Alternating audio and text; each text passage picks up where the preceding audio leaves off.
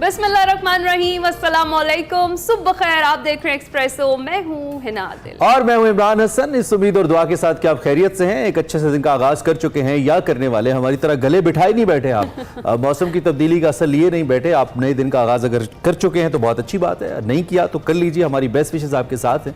अल्लाह करे आज का दिन भी आपकी ज़िंदगी के अच्छे दिनों में शुमार हो। कुछ ऐसा कीजिए जिसपे कल आपको फ़ख्र हो कि मैंने आज के दिन ये किया था। This is the lesson for today. जी हाँ, और इसके साथ साथ अगर हम बात करें कि जनाब कुछ अच्छी खबरें भी आप तक पहुँचाएँ हम, और कुछ बुरी खबरें भी होती हैं जो हमने ज़रूर पहुँचानी होती है, क्योंकि हमारा काम यही है कि आप तक न्यूज़ जो है वो पहुँचा दी जाए उसकी असल शक्ल में, और कुछ तज्जिए और कुछ जो अहम चले पहुँचा के आए फिर आप वो हम आप तक पहुँचाते रहते हैं, यही हमारा काम है। और सबसे पहले थोड़ी सी बात है, अच्छा नहीं, इतना स्लोली क्यों कह रही है? इतना ही काम है आपको, ये काम नहीं करना है?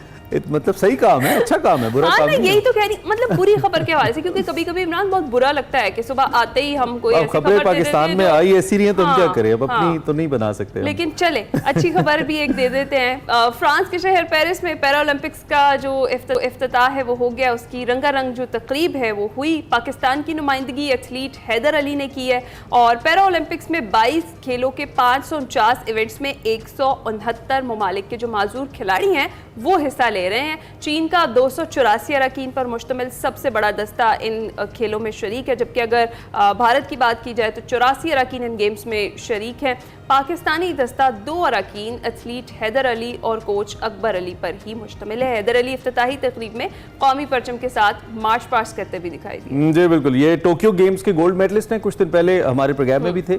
डिस्कस थ्रो इवेंट में 6 सितंबर को एक्शन में नजर आएंगे। सो जैसी दुआएं आपने इससे पहले अरशद के लिए की थी, वैसे हैदर के लिए करना शुरू कर दीजिए। उम्मीद इस बात की रखिए कि वो भी हमारे लिए गोल्ड लेकर आए। हमारी बहुत सारी उम्मीदें हैं, और बहुत सारे जो एशियन लेवल के ऊपर कम से कम चाइनीज़, इंडियन जितने भी चैंपियंस हैं उनको ये हरा चुके हैं एशिया के अंदर, और फिर ओलंपिक्स का मेडल भी इनके पास है। तो हमें काफ़ी हद तक उम्मीद है कि ये इस दफ़ा भी पाकिस्तान को मेडल दिलाएंगे। दूसरी जानिब पाकिस्तान में बारिशें और मौसम, उसकी अपडेट्स आप तक पहुंचाना बहुत ज़रूरी है। कराची के लोग कल बड़े खुश थे, शाम में हल्की बूंदाबांदी हो गई और मौसम थोड़ा तब्दील हो गया, लेकिन कुछ जगहों पर लोग परेशान भी थे जहाँ पानी ज़्यादा आ गया। और ताज़ा तरीन प्रेडिक्शन के बारे में भी आपको बताते हैं। एक तो ये कि ये जो डेरे हैं मानसून के बादलों की, ये जारी हैं और शहर कायद में ख़ास तौर पे जारी हैं, बल्कि उन्होंने लंबा स्टे ले लिया और उन्होंने कहा जी हम 3-4 दिन रहेंगे, मज़ार कायद वगैरह, सी व्यू जाएंगे, घूमेंगे। ये मैं मानसून की बात कर रहा हूँ। तो ये देखें ना, जब वो मानसून वाले घूमते हैं तो फिर कैसे मनाजिर आपको कराची में नज़र आते हैं। वक्फे से बहरहाल बारिश का सिलसिला वहाँ पर जारी है। महकमा मौसमियात ये कहता है कि कराची में जो हालिया बारिश है इसका सिलसिला 31 अगस्त तक रहेगा। हमने भी आपको तवस्सुत से महकमा मौसमियात की यही बताया था, कहीं हल्की कहीं ज़्यादा बारिश हो सकती है। दूसरी जानिब जो भारतीय गुजरात पर मौजूद हवा का कम दबाव है ना, वो चूँकि मगरिब की जानिब बढ़ गया है, तो ये जो सिस्टम है ये शिमाल मशरकी बहर अरब और जो सिंध की मुल्का साहिल हैं यहाँ तक पहुँचने का इम्कान है, और शायद यही वजह है कि ये बारिश का बाइस भी बन। हाँ ऐसा ही है, और पहले तो कहीं कहीं कराची में बारिश हो रही थी, और अब की ये जो इस स्पेल में पूरे कराची में बारिश हुई है, पूरा कराची जो है वो भीग गया है। और शहर कायद में हर साल की तरह इस बार भी बल्दियाती इदारों की जो लापरवाहियाँ हैं वो यहाँ हो गई हैं, कलई खुल गई है। उनके इंतजामात के जो वो दावे करते हैं वो सब उसके बरक्स निकलती है जब सिचुएशन होती है ऐसी। सड़कें टूट फूट का शिकार है, कीचड़ है, गंदगी है, शहरियों को शदीद मुश्किलात का सामना है। और सिंध में मानसून के हैवी स्पेल के बायस अंदरूने सिंध की बात की जाए तो हैदराबाद, बदीन, टंडुआ यार, मुटियारी और शहीद बेनज़ीराबाद के तालीमी इदारे आज बंद रहेंगे, और मीरपुर खास में 2 रोज़ और जामशोरों में तालीमी इदारे 3 रोज़ की तातील का ऐलान किया जा चुका है। इसके साथ साथ सिंध यूनिवर्सिटी, जामशोरों और जो मुल्का कैंपसेस हैं वो भी आज और कल बंद रहेंगे। NDMA ने 1 जुलाई से 27 अगस्त तक बारिशों से हुए नुकसानात की लिस्ट भी तफसील भी जारी की है, और उसके मुताबिक अभी तक 27 अगस्त से जो सैलाब और बारिशों के बाइस लोग जो हैं 245 जाँ बहक हुए हैं, जिनमें 121 बच्चे और 48 ख़वातीन भी शामिल है। गर्ज़े के मौसम की जो सूरत हाल है, बारिश एक जगह पर तो रहमत होती है, लेकिन जब इस तरह से इंतज़ामात प्रॉपर नहीं किए जाते तो वो बिल्कुल जहमत बन जाती है, और बहुत सा जानी और माली नुकसान जो है वो होता है, और वो हर साल ही होता है। और उसके बाद बस बात कर दी जाती है कि अगली दफ़ा के लिए हम तैयार रहेंगे, इदारे तैयार रहेंगे, लेकिन कुछ भी नहीं ऐसा नहीं होता। और हम तो खैर कहते ही रहते हैं, हम तो कहते ही रहते हैं। एक करते हुए आपको अब कुछ मौजूदा जो सियासी सूरत हाल है इस पर अपने बात करनी है, चूँकि महंगाई उसके बारे में भी और बिलों के बारे में भी इस वक्त कुछ टाइम गोई, और वज़ीर आज़म बड़ा इंपॉर्टेंट विजिट भी कर रहे हैं बलूचिस्तान का, इसके ऊपर भी हमने बात करनी है आज की बड़ी खबर में।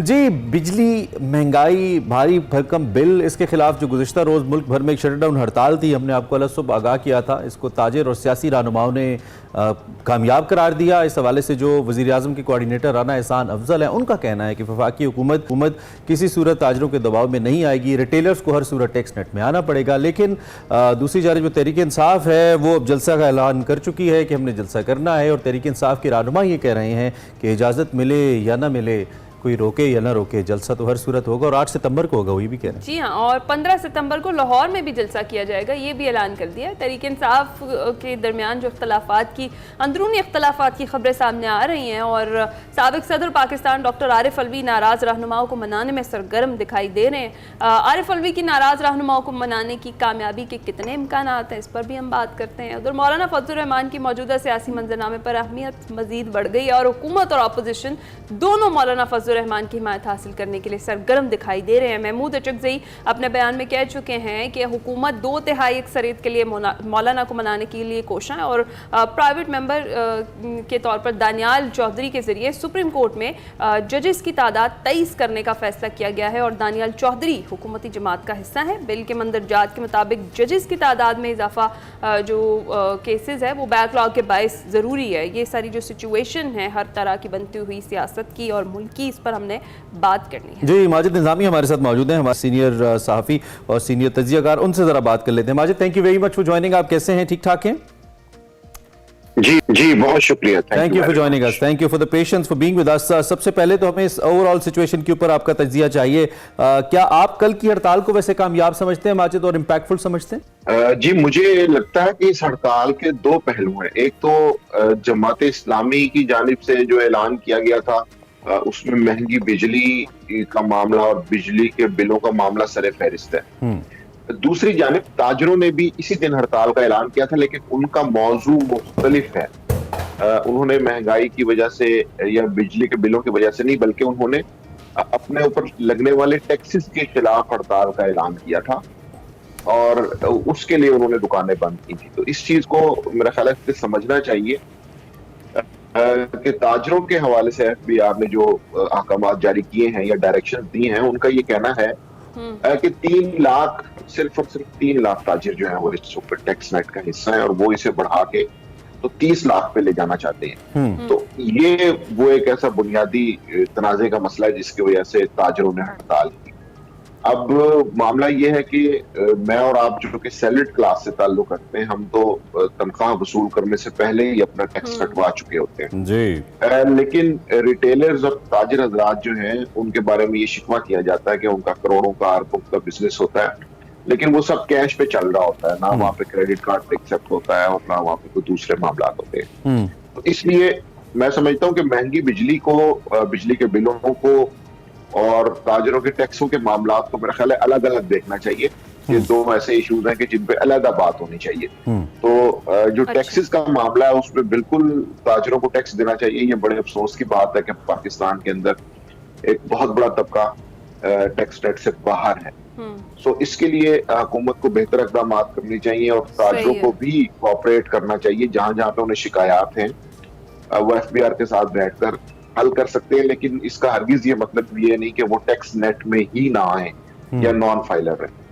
ठीक है ताज, इसके लिए प्रॉपर मैकेनिज्म की ज़रूरत है, और वो सही बात आप कर रहे हैं कि वो हुकूमत को ही बनाना पड़ेगा, और किसी सूरत टैक्स नेट से बाहर रहने के लिए या छूट जो है वो सही नहीं है। अगर सियासी सूरत हाल की थोड़ी सी बात कर ले तो माजिद निज़ामी साहब, जो तहरीक इंसाफ है, एक बार फिर से अब उससे जलसे का ऐलान कर दिया है। 8 सितंबर को इस्लामाबाद में और 15 सितंबर को मीनार पाकिस्तान लाहौर में जलसा करने का ऐलान किया है। क्या कह रहे हैं, समझते हैं आप कि अभी देख रहे हैं कि ये जलसे भी होंगे या पिछले जलसों की तरह ये भी मनसूख कर दिए जाएंगे और उसके बाद कहा जाएगा कोई ना कोई हिकमत अमली थी इसके पीछे? तो इससे पहले निज़ामी साहब जवाब दें, मुझे वो गाना याद आ गया आपके सवाल से, फिर ले आया दिल मजबूर क्या कीजिए। माजिद साहब। Very accurate. जी बिल्कुल। अभी तो तहरीक इंसाफ के जलसों में काफी अगर मगर की सूरत हाल है। इसके बावजूद के गुज़िश्ता होने वाले जलसे के हवाले से जो बिल्कुल रात को मुज़ाकरात हुए, फिर सुबह आदम सवाती जेल गए, उनको फैसिलिटेट किया गया, तो उसके बाद सिचुएशन फिर ऐसी बनी, दोनों अतराफ से कुछ ऐसी बातें हुई कि जिससे लगा कि अब आने वाले दिनों में वो जो एतमाद साजी का माहौल बना था वो फिर खत्म हो चुका है। तो इसलिए ये समझना मेरा ख्याल है कि आसान नहीं होगा कि तहरीक इंसाफ बआसानी जलसे कर पाएगी। और दूसरा मसला ये भी है कि तहरीक इंसाफ के ऊपर एक ये भी सवालिया निशान है कि जब किसी भी सियासी जमात ने अपना पावर शो करना होता है या ताकत का मुजाहरा करना होता है तो उसके लिए अदालती एनओसीज या इंतजामिया की इजाजत जो है वो बड़ी अजीब व गरीब लगती है। हमने देखा कि इस्लामाबाद के अंदर कई ऐसे इवेंट्स हुए हैं गुज़िश्ता दिनों के अंदर की जिसमें सियासी जमातें आई, मुजाहिरीन आए, उन्होंने अपनी एहतजाज का इजहार किया और वो चले गए। लेकिन जब हम अगर मगर की सिचुएशन में जाते हैं तो ये तहरीक इंसाफ की तरफ से बहरहाल एक अच्छा कदम भी है कि हुकूमत हर वक्त टेंस रहती है, लेकिन दूसरी जानिब इसके अंदर इशू ये है कि अब उनका कारकुन आहिस्ता आहिस्ता मायूस होता जा रहा है और वो ये समझता है कि अब ये शेर आया वाले लतीफे की तरह कि क्या वाकई शेर ने आना भी है या नहीं आना। तो ये मुझे अच्छा, लगता है कि इसमें दो पहलू हैं माजिद। ये कारकुन के हवाले से ही मेरा अगला सवाल ये था कि एक तो ये कि कारकुन के हवाले से आप क्या समझते हैं, उस पर क्या इम्पैक्ट है इसका, लेकिन एट द सेम टाइम क्या जो बहाना मकामी लीडरशिप या मौजूदा जो लीडरशिप बाहर है वो बनाती है कि जी हमें तो चूंकि दबाया जा रहा है, हमें जो ताकतवर हल्के हैं वो करने नहीं देते, इसलिए हम नहीं कर पाते, हमारी नीयत में कोई मसला नहीं है। एक ये तासुर है, क्या कारकुन ये तासुर कबूल कर रहा है या आपके ख्याल में नहीं, कारकुन ये समझता है कि लीडरशिप जिम्मेदार है, प्रेशर अपनी जगह, लेकिन इनको बाहर आना चाहिए? इस पर क्या टेक है आपका? जी बिल्कुल, ये एक तहरीक इंसाफ के हामियों में एक तासुर गहरा होता जा रहा है कि इस पार्टी लीडरशिप की ऐसी कौन सी हिकमत अमली है कि जिसकी वजह से इमरान खान जो बानी चेयरमैन है पीटीआई के वो जेल में मौजूद हैं। पार्टी क़यादत को डेफिनेटली ऐसी हिकमत अमली बनानी चाहिए कि पार्टी रहनुमा जो है वो जेल से बाहर आए, लेकिन अभी तक की जो सिचुएशन है उसमें ऐसे लगता है कि पार्टी क़यादत में और कारकुनों के अंदर थोड़ा सा गैप मौजूद है और इसी बुनियाद के ऊपर कारकुन ये तो जरूर कहता है कि वो इमरान खान की आवाज पे लब्बैक कहेंगे, लेकिन जब पार्टी क़यादत जो जेल से बाहर है उनकी जानिब से जो हदायत आती हैं उसके ऊपर तनकीद भी होती है, उसके ऊपर दो राय भी पाई जाती है। तो मैं ये समझता हूँ कि किसी भी सियासी जमात ने अगर मरकजी हुकूमत पर दबाव डालना है तो उसका एक ही तरीका है, वो ये है कि आप एक एहतजाजी तहरीक मुनज़्ज़म करें कि जो कि पुरअमन हो, और जलसे जुलूस अगर पंजाब और इस्लामाबाद में होंगे तो ही मरकजी हुकूमत पर दबाव पड़ेगा। अच्छा, लेकिन माजिद साहब एक जानिब ये है कि ये जलसे हो जाना, एक जानिब है इन जलसों का कामयाब हो जाना। अगर ये जलसे हो जाते हैं लेकिन कामयाब नहीं होते, कामयाब से मुराद कोई इंप्रेसिव नंबर नहीं आता, कुछ 60-70 हज़ार 80 हज़ार बंदा नहीं इकट्ठा होता उन जलसों के अंदर, तो फिर तो कहते हैं ना ऐसे आने से तो बेहतर तो ना आना तेरा। फिर अभी कम अज़ कम अगर हुकूमत के दिल में एक धड़का मौजूद है कि जलसा हो जाए तो पता नहीं क्या हो जाए, उसके बाद जब जलसा हो जाए और वो नाकाम हो जाए तो आपको नहीं लगता कि एक साया ऑफ रिलीफ मिल जाएगा गवर्नमेंट को? ये स्ट्रैटेजी उल्टी भी पड़ सकती है तहरीक इंसाफ पे। जी यही वो मेरा ख्याल है कैच 22 है कि जिसमें हुकूमत भी खौफज़दा है और पीटीआई को भी कहीं ना कहीं एक धचका है। पीटीआई का अगर ये है कि अगर जलसा नाकाम हो गया तो वो जो पिछले एक साल से या 8 फरवरी के बाद से जो एक सिचुएशन बनी हुई है उसको धचका लगेगा। गवर्नमेंट का मसला ये है कि वो ये कहते हैं कि अगर जलसा कामयाब हो गया तो हमारी अब तक की जितने भी इक़दाम हैं या कार्रवाइयां हैं वो सारी की सारी उस पर सवालिया निशान आ जाएगा। तो ये दोनों के लिए इसके अंदर एक मखमसे की और अचंभे की कैफियत है कि जिसकी वजह से दोनों ये फैसला नहीं कर पा रहे कि क्या होना चाहिए, क्योंकि अगर जलसा कामयाब हो जाता है तो फिर 8 फरवरी के वाक़यात के ऊपर एक स्टैंप लग जाएगी। इसमें आपकी जैसे एक ज़िमनी सवाल है वो ये कि एक वक्त में नून लीग ने एक स्ट्रेटजी अपनाई थी कि जलसे के जवाब में जलसा करेंगे। आपको याद है ना, मरियम ने जलसे शुरू कर दिए थे जलसे के जवाब में कि हम जलसे के जवाब जलसे से देंगे। अब ऐसा क्यों नहीं करती? अब तो चीफ मिनिस्टर हैं, इंतजामी सारी मशीनरी पास है, चचा प्राइम मिनिस्टर हैं, अब क्यों नहीं करती नून लीग ऐसा? जी हुकूमत में मौजूद हर सियासी जमात का ये मसला होता है कि वो जब हुकूमत में होते हैं तो वो एक अच्छा सियासी जलसा नहीं कर सकते। उसकी वजह ये है कि तमाम सरकारी मुलाजमीन को पता होता है कि वो गवर्नमेंट में हैं, उनके वोटर्स को पता होता है और तमाम लोगों को ये ख्याल होता है कि जलसा तो अपोजिशन के टाइम का एक सारे ख्याल है। तो जब आप गवर्नमेंट में है तो आपको प्रैक्टिकली ऐसे इक़दाम करने चाहिए कि जिससे आवाम खुश हो। तो इसलिए अगर पंजाब गवर्नमेंट कोई जलसा करने का ऐलान करती भी है तो वो कोई इतना कामयाब नहीं होगा। अच्छा, इसकी वजह कारकर्दगी को समझते हैं आप?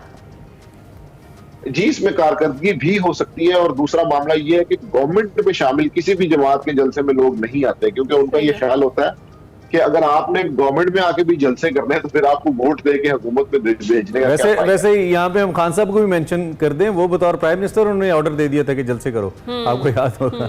अच्छा बिल्कुल बिल्कुल। माजिद निज़ामी साहब, और भी तो तहरीक इंसाफ की अंदरूनी इख्तलाफात की खबरें बहुत अरसे से हम सुन रहे हैं। अब आखिरकार को साबिक सदर आरिफ अलवी जो है वो सरगर्म दिखाई दे रहे हैं। कुछ मुस्बत नताइज निकलेंगे, कुछ बेहतर कर सकेंगे वो जो पार्टी की अंदरूनी सूरत हाल है उसे?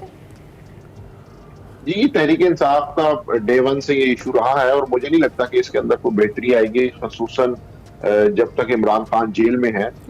तो बाहर जितनी भी सेकंड टियर लीडरशिप है उसके अंदर इस तरह के मामला जरूर चलते रहेंगे, क्योंकि यहाँ का ऑर्गेनाइजेशन स्ट्रक्चर जो है वो मुतासर है। यहाँ पर उस तरह से पुराने रहनुमाओं की तादाद कम है, लोग आते हैं जाते हैं। 9 मई के बाद 8 फरवरी के बाद बहुत से लोग आए, बहुत से लोग चले गए। तो इसलिए ये मसला मुझे लगता है कि ये रहेगा। आरिफ अलवी साहब कुछ ना कुछ मामला को खत्म तो करवाने में कामयाब हो सकते हैं, लेकिन ये मसला जड़ से उस वक्त तक खत्म नहीं होगा जब तक इमरान खान जेल से बाहर नहीं होंगे, क्योंकि एक पूरी रीअरेंजमेंट होगी, एक पूरी रीअलाइनमेंट होगी। और फिर ये कि जब इमरान खान जेल से बाहर आएंगे तो एक और मसला दरपेश होगा कि जो लोग छोड़ के चले गए हैं उनमें से किस किस को वापस लेना है, और जो वापस आएगा फिर वो अपनी स्पेस लेगा। तो मुझे लग रहा है कि तहरीक इंसाफ बहरहाल हल्की आंच पर इन सारे मसाइल से निपटती रहेगी और अंदरूनी इख्तलाफ का मामला इसी तरह चलता है। आपको अलवी साहब की मीडिएशन की जो या मॉडरेशन क्या कहना चाहिए, बतौर मॉडरेटर जो स्किल्स हैं उस पर ट्रस्ट है? इससे पहले जब सदर थे तो 2 बड़ी शख्सियात के दरमियान भी उन्होंने एक नेगोशिएशन अरेंज की थी, वो नहीं करा पाए थे बाजवा साहब और उस वक्त के प्राइम मिनिस्टर के दरमियान।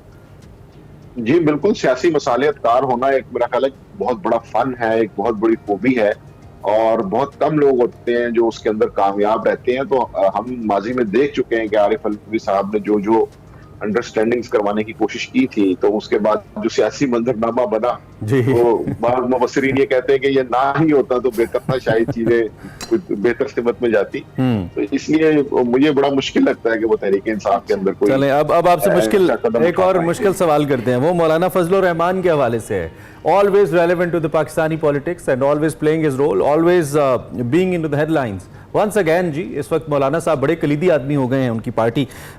seeing the current situation, निज़ामी साहब आप इस को कैसे देख रहे हैं? जी बिल्कुल, वो मेरा ख्याल है कि बहुत बड़े प्रैग्मेटिक लीडर हैं पाकिस्तान के, कि जो आइडियल्स के ऊपर नहीं बल्कि प्रैक्टिकल सिचुएशन पे चलते हैं, और वो पाकिस्तान की किसी भी सियासी जमात के लिए अपने दरवाजे बंद नहीं करते। हम सब इस बात पे हैरान रह गए कि जब तहरीक इंसाफ और JUI 10 साल से सियासी हरीफ होने के बाद एक टेबल पे बैठे और उनमें मुज़ाकरात होते हैं, तो ये उन्हीं की मेरा ख्याल है कि सियासी हिकमत अमली का नतीजा है। अभी उन्होंने तहरीक इंसाफ से सेनेटरशिप्स की कुछ सीटें मांग ली हैं खैबर पख्तूनख्वा से। दूसरी जानिब मरकजी हुकूमत भी उनके साथ उनका ताउन हासिल करना चाह रही है। आसिफ अली जरदारी उन्हें एक बंदूक का तोहफा भी दे के जा चुके हैं। तो वो मेरा ख्याल है कि इस तरह के जोड़ तोड़ के अंदर जहाँ पे एक बेहतर चंक मिल रहा है, वो डेफिनेटली उसी साइड पे जाएंगे। इसलिए तहरीक इंसाफ को या मरकजी हुकूमत को उन्हें जो बेहतर पेशकश करेगा वो उसी की तरफ जाएंगे। अच्छा, ये भी सही है। और एक और भी डेवलपमेंट जो चल रही है, जजेस की तादाद में इजाफे की हुकूमत कोशिश कर रही है, और क्या सुप्रीम कोर्ट के जजेस की तादाद जो 23 है वो कर पाएगी हुकूमत, इसमें कामयाब हो जाएगी? और ये क्या वाकई जो रीज़न दिया जा रहा है कि बैकलॉग के बाइस ऐसा किया जा रहा है, या फिर इसके अलावा कोई वजह हो सकती है? जी मुझे तो फ्रैंकली लगता है कि बैकलॉग महज एक बहाना है। बुनियादी मसला ये है कि सुप्रीम कोर्ट के फैसलों के हवाले से और आने वाले सुप्रीम कोर्ट के चीफ जस्टिस के हवाले से अदलिया के अलावा जो रियासत और हुकूमत है वो दोनों कंफर्टेबल नजर नहीं आते।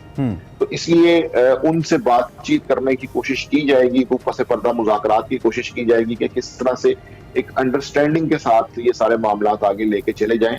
अगर ऐसा नहीं होता तो फिर मुझे लगता है कि कुछ तरमीम भी होंगी, जजेस में इजाफा भी होगा, क्योंकि तासुर ये है, और तहरीक इंसाफ की जो थ्योरी है वो ये है कि नए चीफ जस्टिस के आने से खासे ऑपोजिशन के ऊपर जो मसाइल और दबाव है वो कम होगा। अच्छा, और स्पेशली जो मसला है इलेक्शन ट्रिब्यूनल्स का, कि अगर उनके अंदर जजेस अपॉइंट किए जाते हैं जो कि जिनके ऊपर तनाजा चल रहा है, और वहां से कई 8, 10 या 15 सीटों पे ऐसा कोई हुक्म आ जाता है कि जिससे तहरीक इंसाफ को रिलीफ मिलेगा, तो उससे 8 फरवरी के पूरा इलेक्शन ही मुतनाज़े हो जाएगा। अच्छा, तो इसलिए हुकूमत इस सारे मामले पे संजीदा है कि ये सारी चीजें इस नहज पे ना जाएं। इसलिए वो सुप्रीम कोर्ट की नई क़यादत से बातचीत करने में भी रजामंद है। सुप्रीम कोर्ट के पुराने लोगों को रिटेन करना है, नहीं करना है, एक्सटेंशन देनी है, इस पे भी वो सोच रहे हैं। अपने बीमी बिल के ऊपर भी सोच रहे हैं, तो वो अपनी हर तरह की कैलकुलेशन देख रहे हैं। ठीक है, उसकी वजह ये and Majid, one last question, 30 seconds. मियां साहब के लंदन जाने की खबरें आ रही हैं सेहत के हवाले से, रूबा सेहत जल्द हो पाएंगे? उनकी सेहत के हवाले से कुछ अपडेट्स आपके पास हों? मियां साहब लाहौर में और पाकिस्तान में भी इनएक्टिव हैं, इसलिए वो लंदन चले भी जाए तो मेरा ख्याल है कोई फर्क नहीं पड़ेगा। तो उनका मेरा ख्याल है जो गैर मुतहर्रिक होना है वो पाकिस्तान के अंदर भी बड़ा वाज़ेह है। ओके, इसलिए ठीक, लिए लंदन का कोई अचंभे की बात नहीं।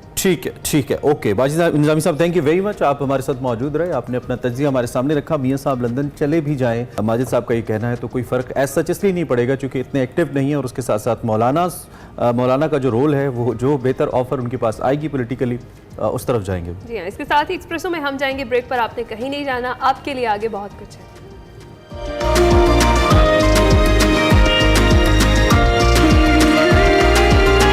Welcome back to Expresso. जनाब, अब जिनसे हम आपकी मुलाकात करवाने जा रहे हैं वो पाकिस्तान की लड़कियों के लिए हिम्मत और हौसले की मिसाल हैं। और आज हमारे साथ कौन मौजूद है? मोटरसाइकिल पर पूरा पाकिस्तान घूमने वाली बाहिम्मत लड़की ज़ेनत इरफान हमारे साथ मौजूद हैं, जिनका मोटरसाइकिल पर पूरी दुनिया घूमने का जो जुनून है वो नई जनरेशन के लिए एक मोटिवेशन। और ज़ेनत को मोटरसाइकिल पर सफ़र का जुनून विरासत में मिला है। ज़ेनत ने आज तक गुमनाम और पुरखतर रास्तों का सफ़र किया है, और बहुत सारी वीडियोज़ और सोशल मीडिया पर ये वायरल भी रही हैं, आप देख भी पाएंगे इन्हें।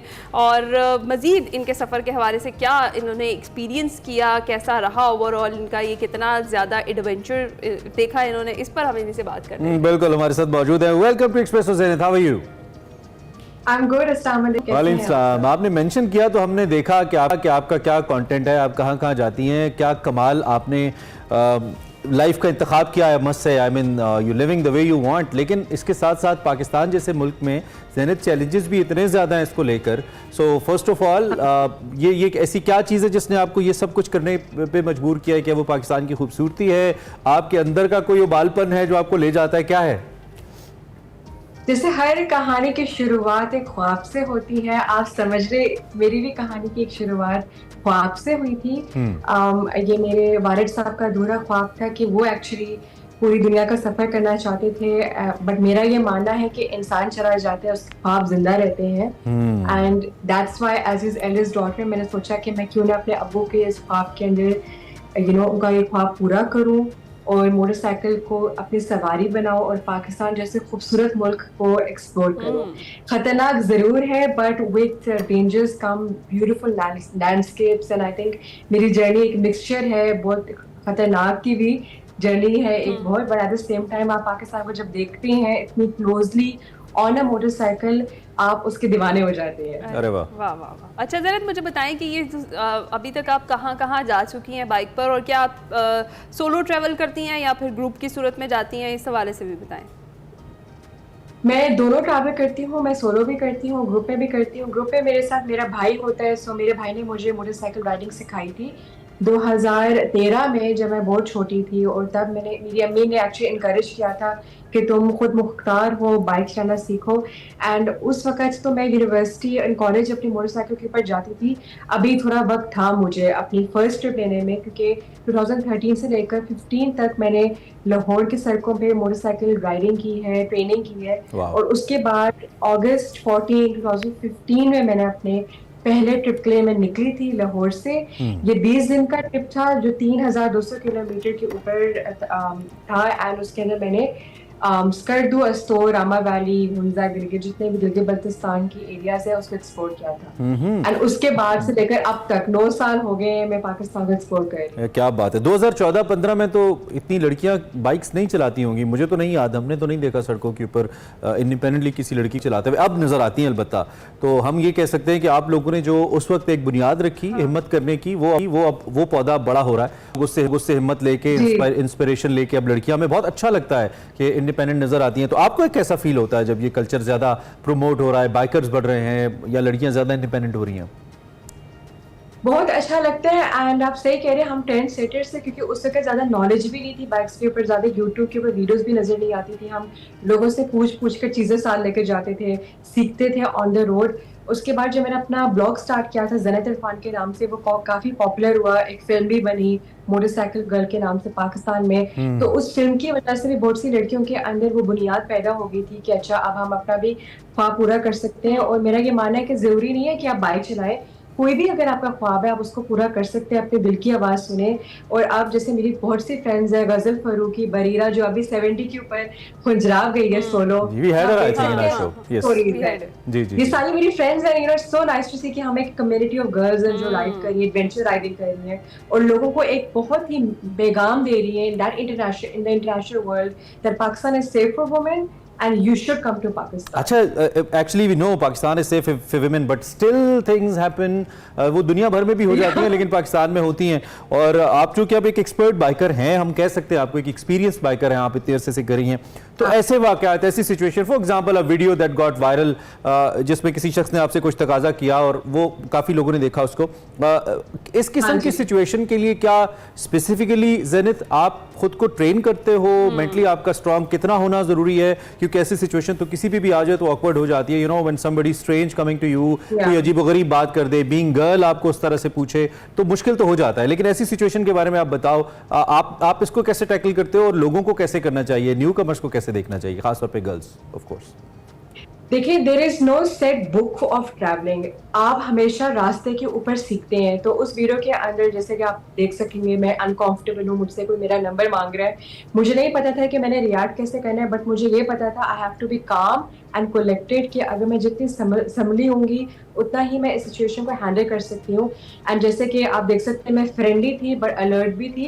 ये चीजें आप रास्ते के ऊपर सीखते हैं। तो मैं आपको ये नहीं कह सकती अच्छा ये रूल है ये आपने फॉलो करना है। कुछ रूल्स होते हैं जैसे कि सनसेट के बाद ट्रैवल ना करना, लोकल्स को एंगेज रखना, किसी एक बंदे को इमरजेंसी कॉन्टैक्ट देना, ये हमारे रूल्स होते हैं। लेकिन अगर कोई ऐसा वनरेबल सिचुएशन क्रिएट हो जाए as a solo female traveller, तो आप ऑनेस्टली कुछ नहीं कर सकते। आपने उस वक्त एनालाइज करनी होती सिचुएशन कि आप इस सिचुएशन से कैसे निकले। लेकिन ओवरऑल ये बहुत रेयर है, मैं आपको बता रही हूँ, इट्स लाइक 1 in 1,000 पॉसिबिलिटी कि आपके साथ कुछ हो। बिकॉज लोकल्स स्पेसिफिकली चित्राल में, कैलाश वैली में, या अगर आप हुंजा वाले साइड देखें, इतने हेल्पफुल है, स्पेशली मर्द, वहाँ के मर्द हजरात आपका केयर करते हैं। So it's totally safe and it's very once in a blue moon thing, और ये दुनिया में हर कहीं पे भी हो सकता है। बिल्कुल ऐसा है, बिल्कुल ऐसा। अच्छा ज़ेनत, ये बताएं कि 9 साल से आप ट्रैवल कर रही हैं, अपने सबसे मेमोरेबल जर्नी के हवाले से बताएं कि कौन सा ऐसा सफ़र था जो यादगार रहा?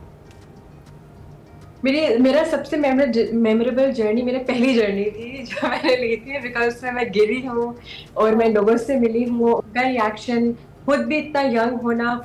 एंड क्योंकि मेरी पाकिस्तान की पैदाइश नहीं है, मैं यूएई में पैदा हुई थी, तो पाकिस्तान के साथ इस तरीके से कनेक्ट करना कि अच्छा ये Pakistani, oh my God, Hunza के लोग होते हैं, पहाड़ी इलाके के लोग होते हैं। तो that first journey of mind जहाँ पर मैं अपने ही कंट्री के लोगों से मिल रही थी is the most favourable and memorable one.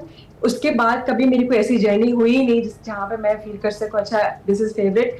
Her journey favourite होती है, बट वो जो पहली जर्नी होती है ना, of course that's quite dear to you. बस आप अपनी पहली बाइक भी संभाल के रखिएगा, किसी पॉइंट पे ऑक्शन करेंगे इसको, ठीक है? अच्छा लोग इसको लेना चाहेंगे बिकॉज इट्स वेरी वाइटल। दूसरा ये भी बताइए, पहली जर्नी से पहले बहुत सारे सवालात होंगे ना यंग ज़ेनत के माइंड में, you know she is travelling for the first time, फिर बाबा के ख्वाब भी हैं, उनको भी पूरा करना है, अपने एम्स भी हैं, नया है सब कुछ, और दूसरी जानिब एक वक्त वो भी आया होगा when you have completed this, जब आप उस जगह पे पहुंच गई जहां भी आपने जाना था। तो दोनों फीलिंग्स मैं जानना चाहता हूं आपसे, when you are starting and when you reach at the point where you wanted to. I think आप थोड़ा सा घबरा जाते हैं, एक बहुत मिक्सचर ऑफ फीलिंग होती है, आप खुश भी होते हैं बट उदास भी होते हैं, क्योंकि एक तो आपकी एक एक्साइटमेंट होती है इन द बिगिनिंग कि आपने अपने गोल को पूरा करना है, एंड जब आप पंजाब पास तक पहुंचते हैं तो थोड़ा सा उदास भी हो जाते हैं, okay I finally did it, what's next, you know. तो एक वो जो होता है ना कि what's next, that is the element question जो मुझे आज तक पुश करता रहा है फॉर सो लॉन्ग कि मैंने अभी दुनिया को अपनी कहानी सुनानी है, एंड अपनी ही पाकिस्तानियों की जो मैं मेरे जितने भी आप ट्रैवल के ब्लॉग्स देखेंगे उसमें मैं लोगों को यही बताती हूँ कि पाकिस्तान ये है, इट्स सिर्फ इस्लामाबाद, कराची और लाहौर तक महदूद नहीं है। पाकिस्तान की ये फेसेस हैं, ये शक्लें हैं, ये वो लोग हैं जो आपको अपने स्ट्रगल के बारे में बताना चाहते अच्छा हैं। ज़ेनत, हम So, ऐसी वो एक स्टोरीज, चीज़ है। आप जैसे बाइकर्स या कुछ इंटरनेशनल बाइकर्स, जैसे हम असरा की बात कर रहे थे, हमारे शो में आई थी, उनकी डॉक्यूमेंट्री भी एक अभी रिसेंटली उन्होंने यूट्यूब पे रिलीज़ की है, हमारे शो का हवाला भी दिया उन्होंने, चूँकि हम वो पहला प्लेटफॉर्म थे जिन्होंने उनको अपने टीवी शो में लिया, और बड़ा अच्छा लगा हमें। उन्होंने भी आपकी तरह बड़ी पॉजिटिव पिक्चर पाकिस्तान की दिखाई हुई है, लेकिन इसके बावजूद वो एक जो बल्क में रिस्पॉन्स आना चाहिए लोगों का, लोग माइल हो जाएं इस तरफ, खासतौर पर मैं यंग गर्ल्स या खवातीन की बात करूँ, हमें वो क्यों नज़र नहीं आता? क्या उसकी बुनियादी वजह पाकिस्तान के या लोगों के मुआशी हालात हैं, मुआशरती नाहमवारियाँ हैं जिनका हम तस्करा करते रहते हैं, या कुछ और है? देखिए, आपको ये बात समझने की जरूरत है कि सिर्फ पाकिस्तान नहीं, हमारा पूरा सब कॉन्टिनेंट ऐसा है, एशियन, साउथ ईस्ट एशियन सब कॉन्टिनेंट, जहाँ पे एक मेंटल एक स्टेट होती है कि औरत की कुछ रोल्स हैं और वो वही फुलफिल कर सकती है।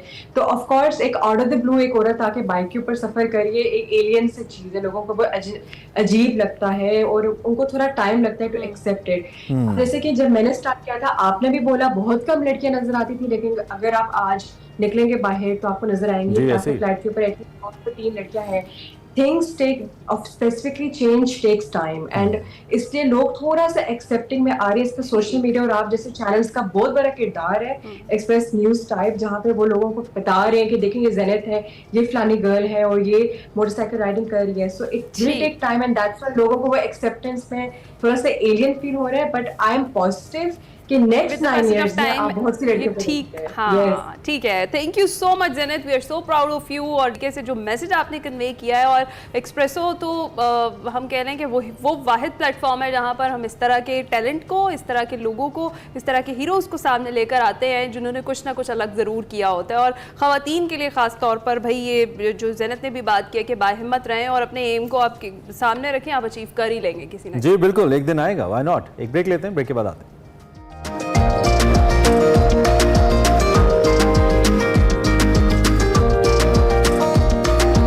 Welcome back to Expresso. आगाज़ में जिस तरह से मौसम की हमने बात की, तो मुल्क भर में मानसून का एक और धुआंधार जो स्पेल है जारी है, और शहर क़ायद की स्पेसिफिकली बात करें तो वहाँ बादलों के डेरे हैं और वक्फे से बारिश का सिलसिला भी जारी है। महकमा मौसमियात ये कहता है कि कराची में हालिया बारिश का सिलसिला 31 अगस्त तक जारी रहेगा। कहीं हल्की कहीं मूसलाधार बारिश मुतवक्के है, और भारतीय गुजरात पर जो मौजूदा हवा का कम दबाव है मगरिब की जानिब बढ़ रहा है, और मानसून सिस्टम शिमाल मशरक़ी बहीरा अरब और मुल्हिका सिंध के साहिल तक पहुँचने का इम्कान जाहिर किया जा रहा है। शहर क़ायद में हर साल की तरह इस मरतबा भी, जिस तरह हमने आगाज़ में भी बात की कि बल्दियाती इदारों की जो लापरवाहियाँ हैं वो अयां हो गई हैं, और मुख्तलिफ इलाकों में पानी जमा होने से सड़कें टूट फूट का शिकार हैं। और दीगर भी मुल्क के इलाकों में बारिशें इसी तरह हो रही हैं, दीगर शहरों में भी बारिशें मानसून की चल रही हैं। ये जो एक स्पेल है जो 26 अगस्त से शुरू हुआ, 31 अगस्त तक चलना है, इसके तहत बारिशों का सिलसिला जारी है। बात कर लेते हैं बड़े शहरों में मौजूद हमारे जो नुमाइंदगान हैं उनसे कि इस वक्त सिचुएशन क्या है। जी बिल्कुल, हमारे साथ कराची से आफ्ताब साहब मौजूद हैं, अकरम साहब क्वेटा से हैं, और अफजाल साहब हमारे साथ लाहौर से मौजूद है। तीनों नुमाइंदगान का welcome, thank you very much, आपने हमें ज्वाइन किया। सबसे पहले हम कराची जाएंगे, क्योंकि कराची की खबर थोड़ी आज मौसम या वेदर के लिहाज से बड़ी है, तो जरा आफ्ताब साहब से पूछ लेते हैं उनके पास क्या ताज़ा तरीन। आफ्ताब साहब, हमने तो प्रेडिक्शन या फोरकास्ट बता दी, इससे पहले जो बारिश हुई उसका अहवाल और आने वाली बारिश के लिए इंतजामात आप बताइए। जी देखिए, कराची में अगर हम पीर से लेके कल शाम तक की बात करें तो सबसे ज़्यादा बारिश जो है महकमा मौसमियात के मुताबिक गुलशन हदीद में 121 मिलीमीटर जो है रिकॉर्ड हो चुकी है। अच्छा। और इसके अलावा कल की अगर दही सिंध की बदीन की हम बात करें तो बदीन में 24 घंटे के अंदर जो 112 मिलीमीटर बारिश जो है वो रिकॉर्ड हो चुकी है सिर्फ 24 घंटों के अंदर। इसके साथ साथ जो है वो इस स्पेल की बात करें जो कि पहले भारतीय राजस्थान के ऊपर था, उसके बाद भारतीय गुजरात की तरफ है और अब मशरकी सिंध की तरफ रवा दवा है। लेकिन कल ये सिस्टम जो है जब कराची से इब्तिदा में ये 270 किलोमीटर के फासले पर था और उसके बाद जो है ये स्टिल हो गया था और इसकी रफ्तार जो है बहुत ज़्यादा कम हो गई थी। 3 किलोमीटर फी घंटे की रफ्तार से ये आगे बढ़ रहा था, और अब जो इसकी सिचुएशन है वो ये कराची से तकरीबन 250 किलोमीटर की दूरी पर है। और इसके तहत जो है महकमा मौसमियात की जानिब से कराची में आज दोपहर से शाम से लेके और फिर हफ्ते की दोपहर तक जो है वक्फे से गरज चमक के साथ बारिशों का इम्कान जाहिर किए गए, जिसमें तुंदो तेज़ हवाएं भी चल सकती है, आंधी भी आ सकती है, और इसके साथ साथ जो है मूसलाधार बारिशों के नतीजे में अर्बन फ्लडिंग के खदशात भी जो है वो जाहिर किए गए महकमा मौसमियात की जानिब से। अगर हम शहरी इंतजामात की बात करें तो जिस तरह हम पहले भी कहते रहे कि नालों की सफाई के जो इंतजामात जो होने चाहिए इस मानसून के से की पेशबंदी के हवाले से होने चाहिए थे, वो उस कदर नज़र नहीं आ रहे हैं और जिसकी वजह से चंद मिलीमीटर बारिश जो कल सुरजानी में जो है वो जो बारिश रिकॉर्ड हुई है 30 मिलीमीटर, उसके नतीजे में जो कि मज़ाफ़ाती इलाका है और शहर के दीगर इलाकों में कम मिकदार की बारिश हुई, कहीं 12 कहीं 14, उसमें यह हालत थी कि बेशतर इलाकों में जो है वो पानी जमा हुआ। उसके अलावा जो सबसे बड़ी तकलीफ दे सूरत हाल कराची के शहरियों के लिए है वो कराची की सड़कों की खस्ता हाली है और उसकी वजह से जो है वो शदीद तरीन अजियत में हमें मुब्तला दिखाई देते हैं। ये बरसा बरस से ये सिलसिला कराची में जारी है, ऐसे ही चल रहा है और इसी तरह से फिर हमेशा कलें खुलती है इंतजामात की। रुख कर लेते हैं कोयटा का, वहाँ पर मौजूद है मोहम्मद अकरम। बताइएगा ओवरऑल बलूचिस्तान की क्या सूरत हाल है और हालिया स्पेल से यहाँ पर क्या सिचुएशन रही है, पानी क्या अभी भी खड़ा है और आगे जो है पेशगोई भी की जा रही है कि तेज़ मजीद बारिशें मुतवक्के हैं, तो उसके पेश नज़र क्या इंतजामात हैं? ये जी बिल्कुल, बहुत शुक्रिया। जिस तरह से बात की कराची के मौसम की सूरत हाल की, सेम जो है पोजीशन यहाँ पर कोयटा और ओवरऑल बलूचिस्तान के मुख्तलिफ अजला की है। 2 रोज़ कबल जो कोयटा समेत शुमाली बलूचिस्तान के मुख्तलिफ अजला में जो मूसलाधार बारिश हुई थी उसकी वजह से न सिर्फ कोयटा शहर बल्कि मुख्तलिफ अजला में भी जो है ना नशेबी इलाके ज़ेर आब आ गए थे और जो है एक बच्चा जो बताया जा रहा है कि अपनी ज़िंदगी की बाजी हार गया था, मस्तूंग के एरिया में सैलाबी पानी में बह गया था। इसके साथ साथ दश्त के जो इलाका है वहाँ पर एक ट्रैक्टर ट्राली बह गई थी जिसमें एक शख्स जाँ बाक हो गया था, 2 लोग उसमें जख्मी भी हो गए थे। सरियाब का इलाका सबसे ज़्यादा मुतासिर हुआ था। 2 रोज़ होने वाली शदीद तरीन मूसलाधार बारिश की वजह से कोयटा शहर जो है कुछ घंटों के लिए बिल्कुल ऐसे जो है एक दरिया का मंजर पेश कर रहा था। जो ज़िली इंतज़ामिया की जानिब से दावे किए जा रहे थे वो बिल्कुल धरे के धरे रह गए। जो मेट्रोपॉलिटन हुकाम है उनकी जानिब से जो नालों जो चौक हो चुके थे, बंद थे, उनको खोलने के लिए जो दावे किए गए थे वो कहीं पर कुछ नज़र नहीं आया। 2 से 3 घंटे 4 घंटे तक कोयटा शहर के लोग जो है खसूसन जिस टाइम बारिश हुई उस टाइम जो है ना वो पानी में फंसे रहे, स्कूल से छुट्टी करके जाने वाले बच्चे, और शाम तक यही सूरत हाल रही। तो अब जो है ओवरऑल बलूचिस्तान की यही सूरत हाल है। जो बलूचिस्तान के मुख्तलिफ अजला है खसूसन हरनाई, शारक, ज़ियारत, नोशकी, झाऊ, दालबंदी, इन इलाकों में हल्की हल्की बूंदाबांदी का सिलसिला भी जारी है। लेकिन मानसून के स्पेल ने जो है सबसे ज़्यादा झाऊ के इलाके को, कल्लात और बलूचिस्तान समेत खसूसन जो कोयटा को बहुत बुरी तरह से मुतासिर किया है। PDMA के हुकाम की जानिब से जो दावे किए जा रहे हैं कि हैवी मशीनरी पहुंचाई जा रही है, ऐसा कुछ भी नहीं है। हैवी मशीनरी अगर पहुंचाई जा रही है तो उन इलाकों में पहुंचाई जा रही है जहां पर बारिश का कोई भी सूरत हाल ऐसी नहीं जहां पर नुकसान पहुंचा गया हो।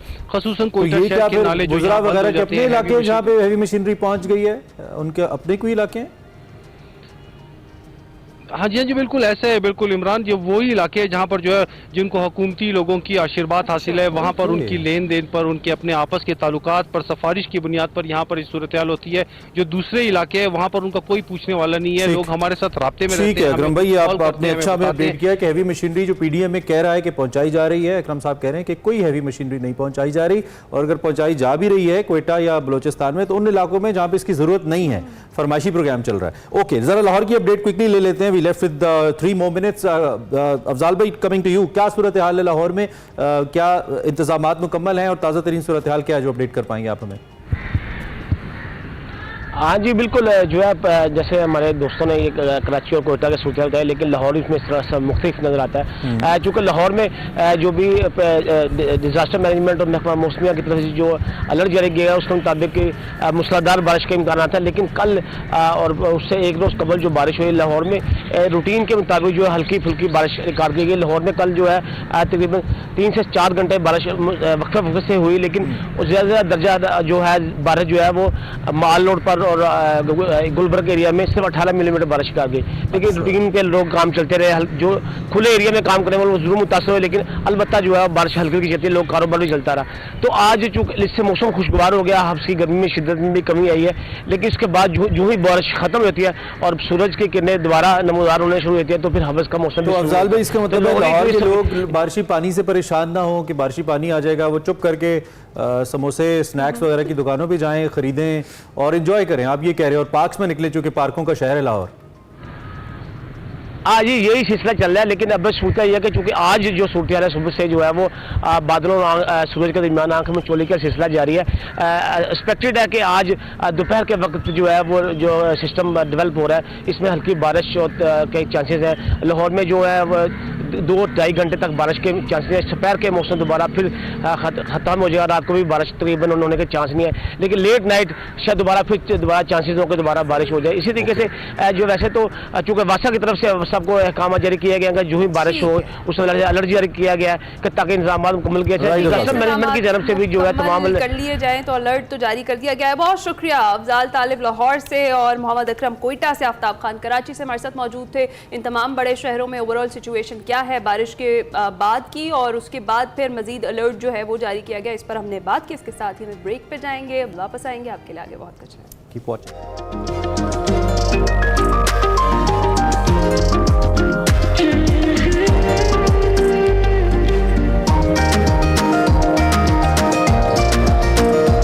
प्रोग्राम के दूसरे हिस्से में खुशामदीद। भाई बात करनी है हमने साइकिलिंग की, कभी की है जिंदगी में साइकिलिंग? बहुत की। अच्छा, वाकई बचपन में? हाँ, अभी भी कर लेती हूँ। अच्छा, अभी भी कर लेती है, जबरदस्त। लेकर मुझे करनी पड़ती है। तो आपके ऊपर भी हम करीब हिना के भी ऊपर पैकेज बनाएंगे। इफ फायरा इज वाचिंग तो there is a package for you.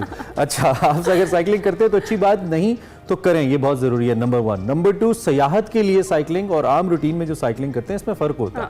आज वकार साहब और मोहम्मद इकबाल साहब जो सेगमेंट है हमारा सफ़र इशरत, इसमें सयाहत के हवाले से तो बात कर ही रहे हैं, लेकिन इसके लिए बाइसाइकिल का इंतखाब कैसे किया जाए, what type of bicycle you have to use, इस पर बात हो रही है। बड़ा इंटरेस्टिंग है, सुनिए।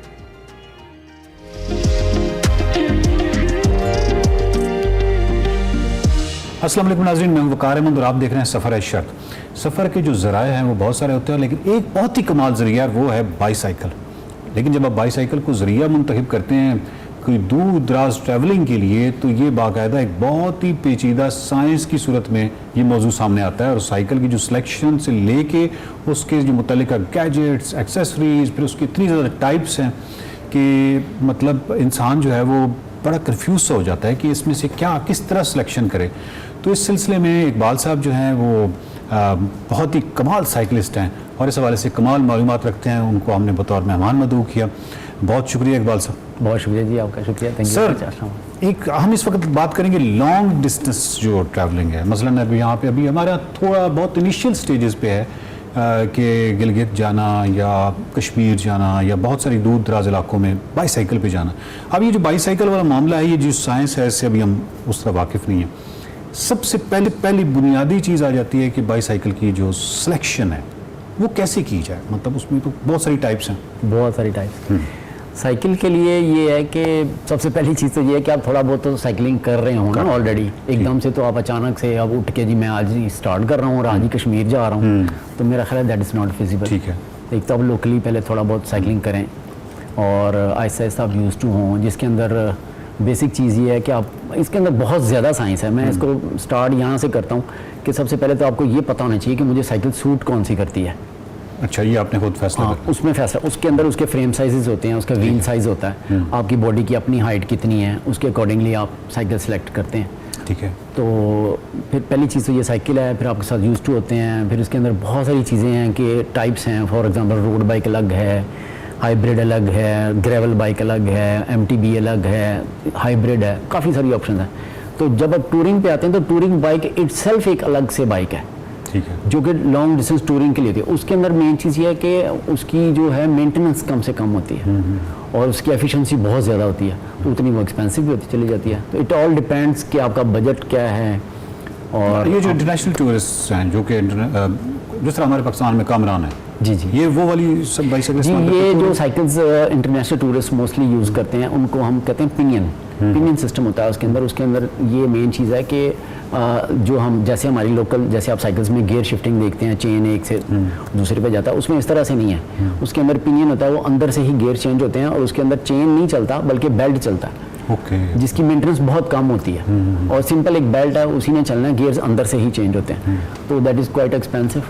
अच्छा, जब आप साइकिल के सिलेक्शन पे आते हैं तो पहले आप एक क्राइटेरिया अपने जहन में बना लेते हैं। मिसाल के तौर पे मेरी जो प्रायोरिटी है, क्या वो स्पीड है, या मेरी प्रायोरिटी जो है वो क्योंकि ऑफ रोड है तो मुझे शॉक्स चाहिए, मेरी प्रायोरिटी जो है वो मतलब इस तरह की बहुत सारी चीज़ें गियर्स के हवाले से भी आ सकती हैं।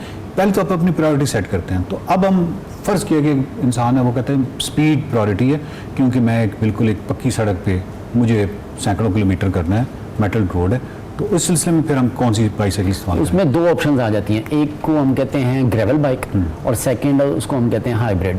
तो दोनों में से कोई सी भी आप यूज़ कर सकते हैं। ग्रेवल में वो शॉक्स नहीं होंगे? शॉक्स इन दोनों में नहीं होते। अच्छा, दोनों में नहीं होंगे? दोनों में नहीं होंगे। और जो है हाइब्रिड, उसके अंदर दोनों ऑप्शंस भी आती हैं, with shocks and without shocks. फिर जब विद शॉक्स पे आएंगे तो उसके अंदर फिर आपके पास 2 ऑप्शन आ जाती हैं। एक साइकिल वो है जिसके अंदर आप शॉक को लॉक कर सकते हैं, और एक साइकिल वो है जिसको आप शॉक को लॉक कर ही नहीं सकते, उसमें लॉक की ऑप्शन नहीं है।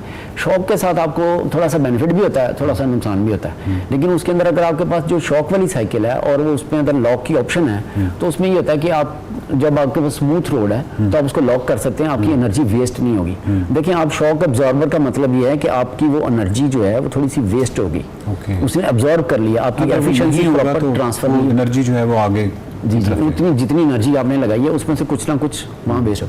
लेकिन अगर आपकी रोड अच्छी नहीं है तो वहाँ पे शॉक का आपको बेनिफिट भी है। तो इसमें देखना हैंडल जो है वो स्ट्रेट भी होते हैं, वो दूसरे वाली भी होते हैं जी। सो जब आप लॉन्ग डिस्टेंस करते हैं तो कौन से वाला हैंडल की प्रायोरिटी? लॉन्ग डिस्टेंस के ऊपर नॉर्मली जो है वो तो स्ट्रेट बार ही यूज होती है, स्ट्रेट है, ठीक है। लेकिन अभी चूंकि ग्रेवल बाइक बहुत ज़्यादा कॉमन हो गई है, तो वो रोड बाइक और ग्रेवल बाइक का जो हैंडल बार है वो वैसे ही कर्वी जो आप देखते हैं, जो है ड्रॉप बार्स भी उनको हम बोलते हैं। तो वो अब ये सब्जेक्टिव है हर बंदे के लिए, मतलब कि वो किस पे कंफर्टेबल है? जहाँ कंफर्टेबल है आप, ये दोनों ऑप्शन दोनों हो सकते हैं, कंफर्टेबल भी प्लस आप अफोर्डेबिलिटी भी। अब हमारे यहाँ पे चूंकि भी साइकिलिंग अभी स्टार्ट हो रही है, बेसिक लेवल से लोग स्टार्ट करें, आप एकदम अचानक से उनको कहेंगे जी इतनी एक्सपेंसिव साइकिल या इतनी ये चीज़ें होंगी तो वही आप कर सकते हैं, तो ऐसा भी नहीं है। कुछ नॉर्मल साइकिल पे भी आप कर सकते हैं, लेकिन बिल्कुल भी नॉर्मल लाओ, थोड़ी सी अच्छी हो, तो जिसके अंदर अब आप ये देखें ना कि कम से कम ड्यूरेबल हो, कि आपको रास्ते में तंग ना करे, साइकिल स्मूथ हो, बस दैट्स इट। और गियर्स का जो पूरा मैकेनिज्म, अच्छा गियर्स की जो शिफ्टिंग है उसकी मैंने देखा कि डिफरेंट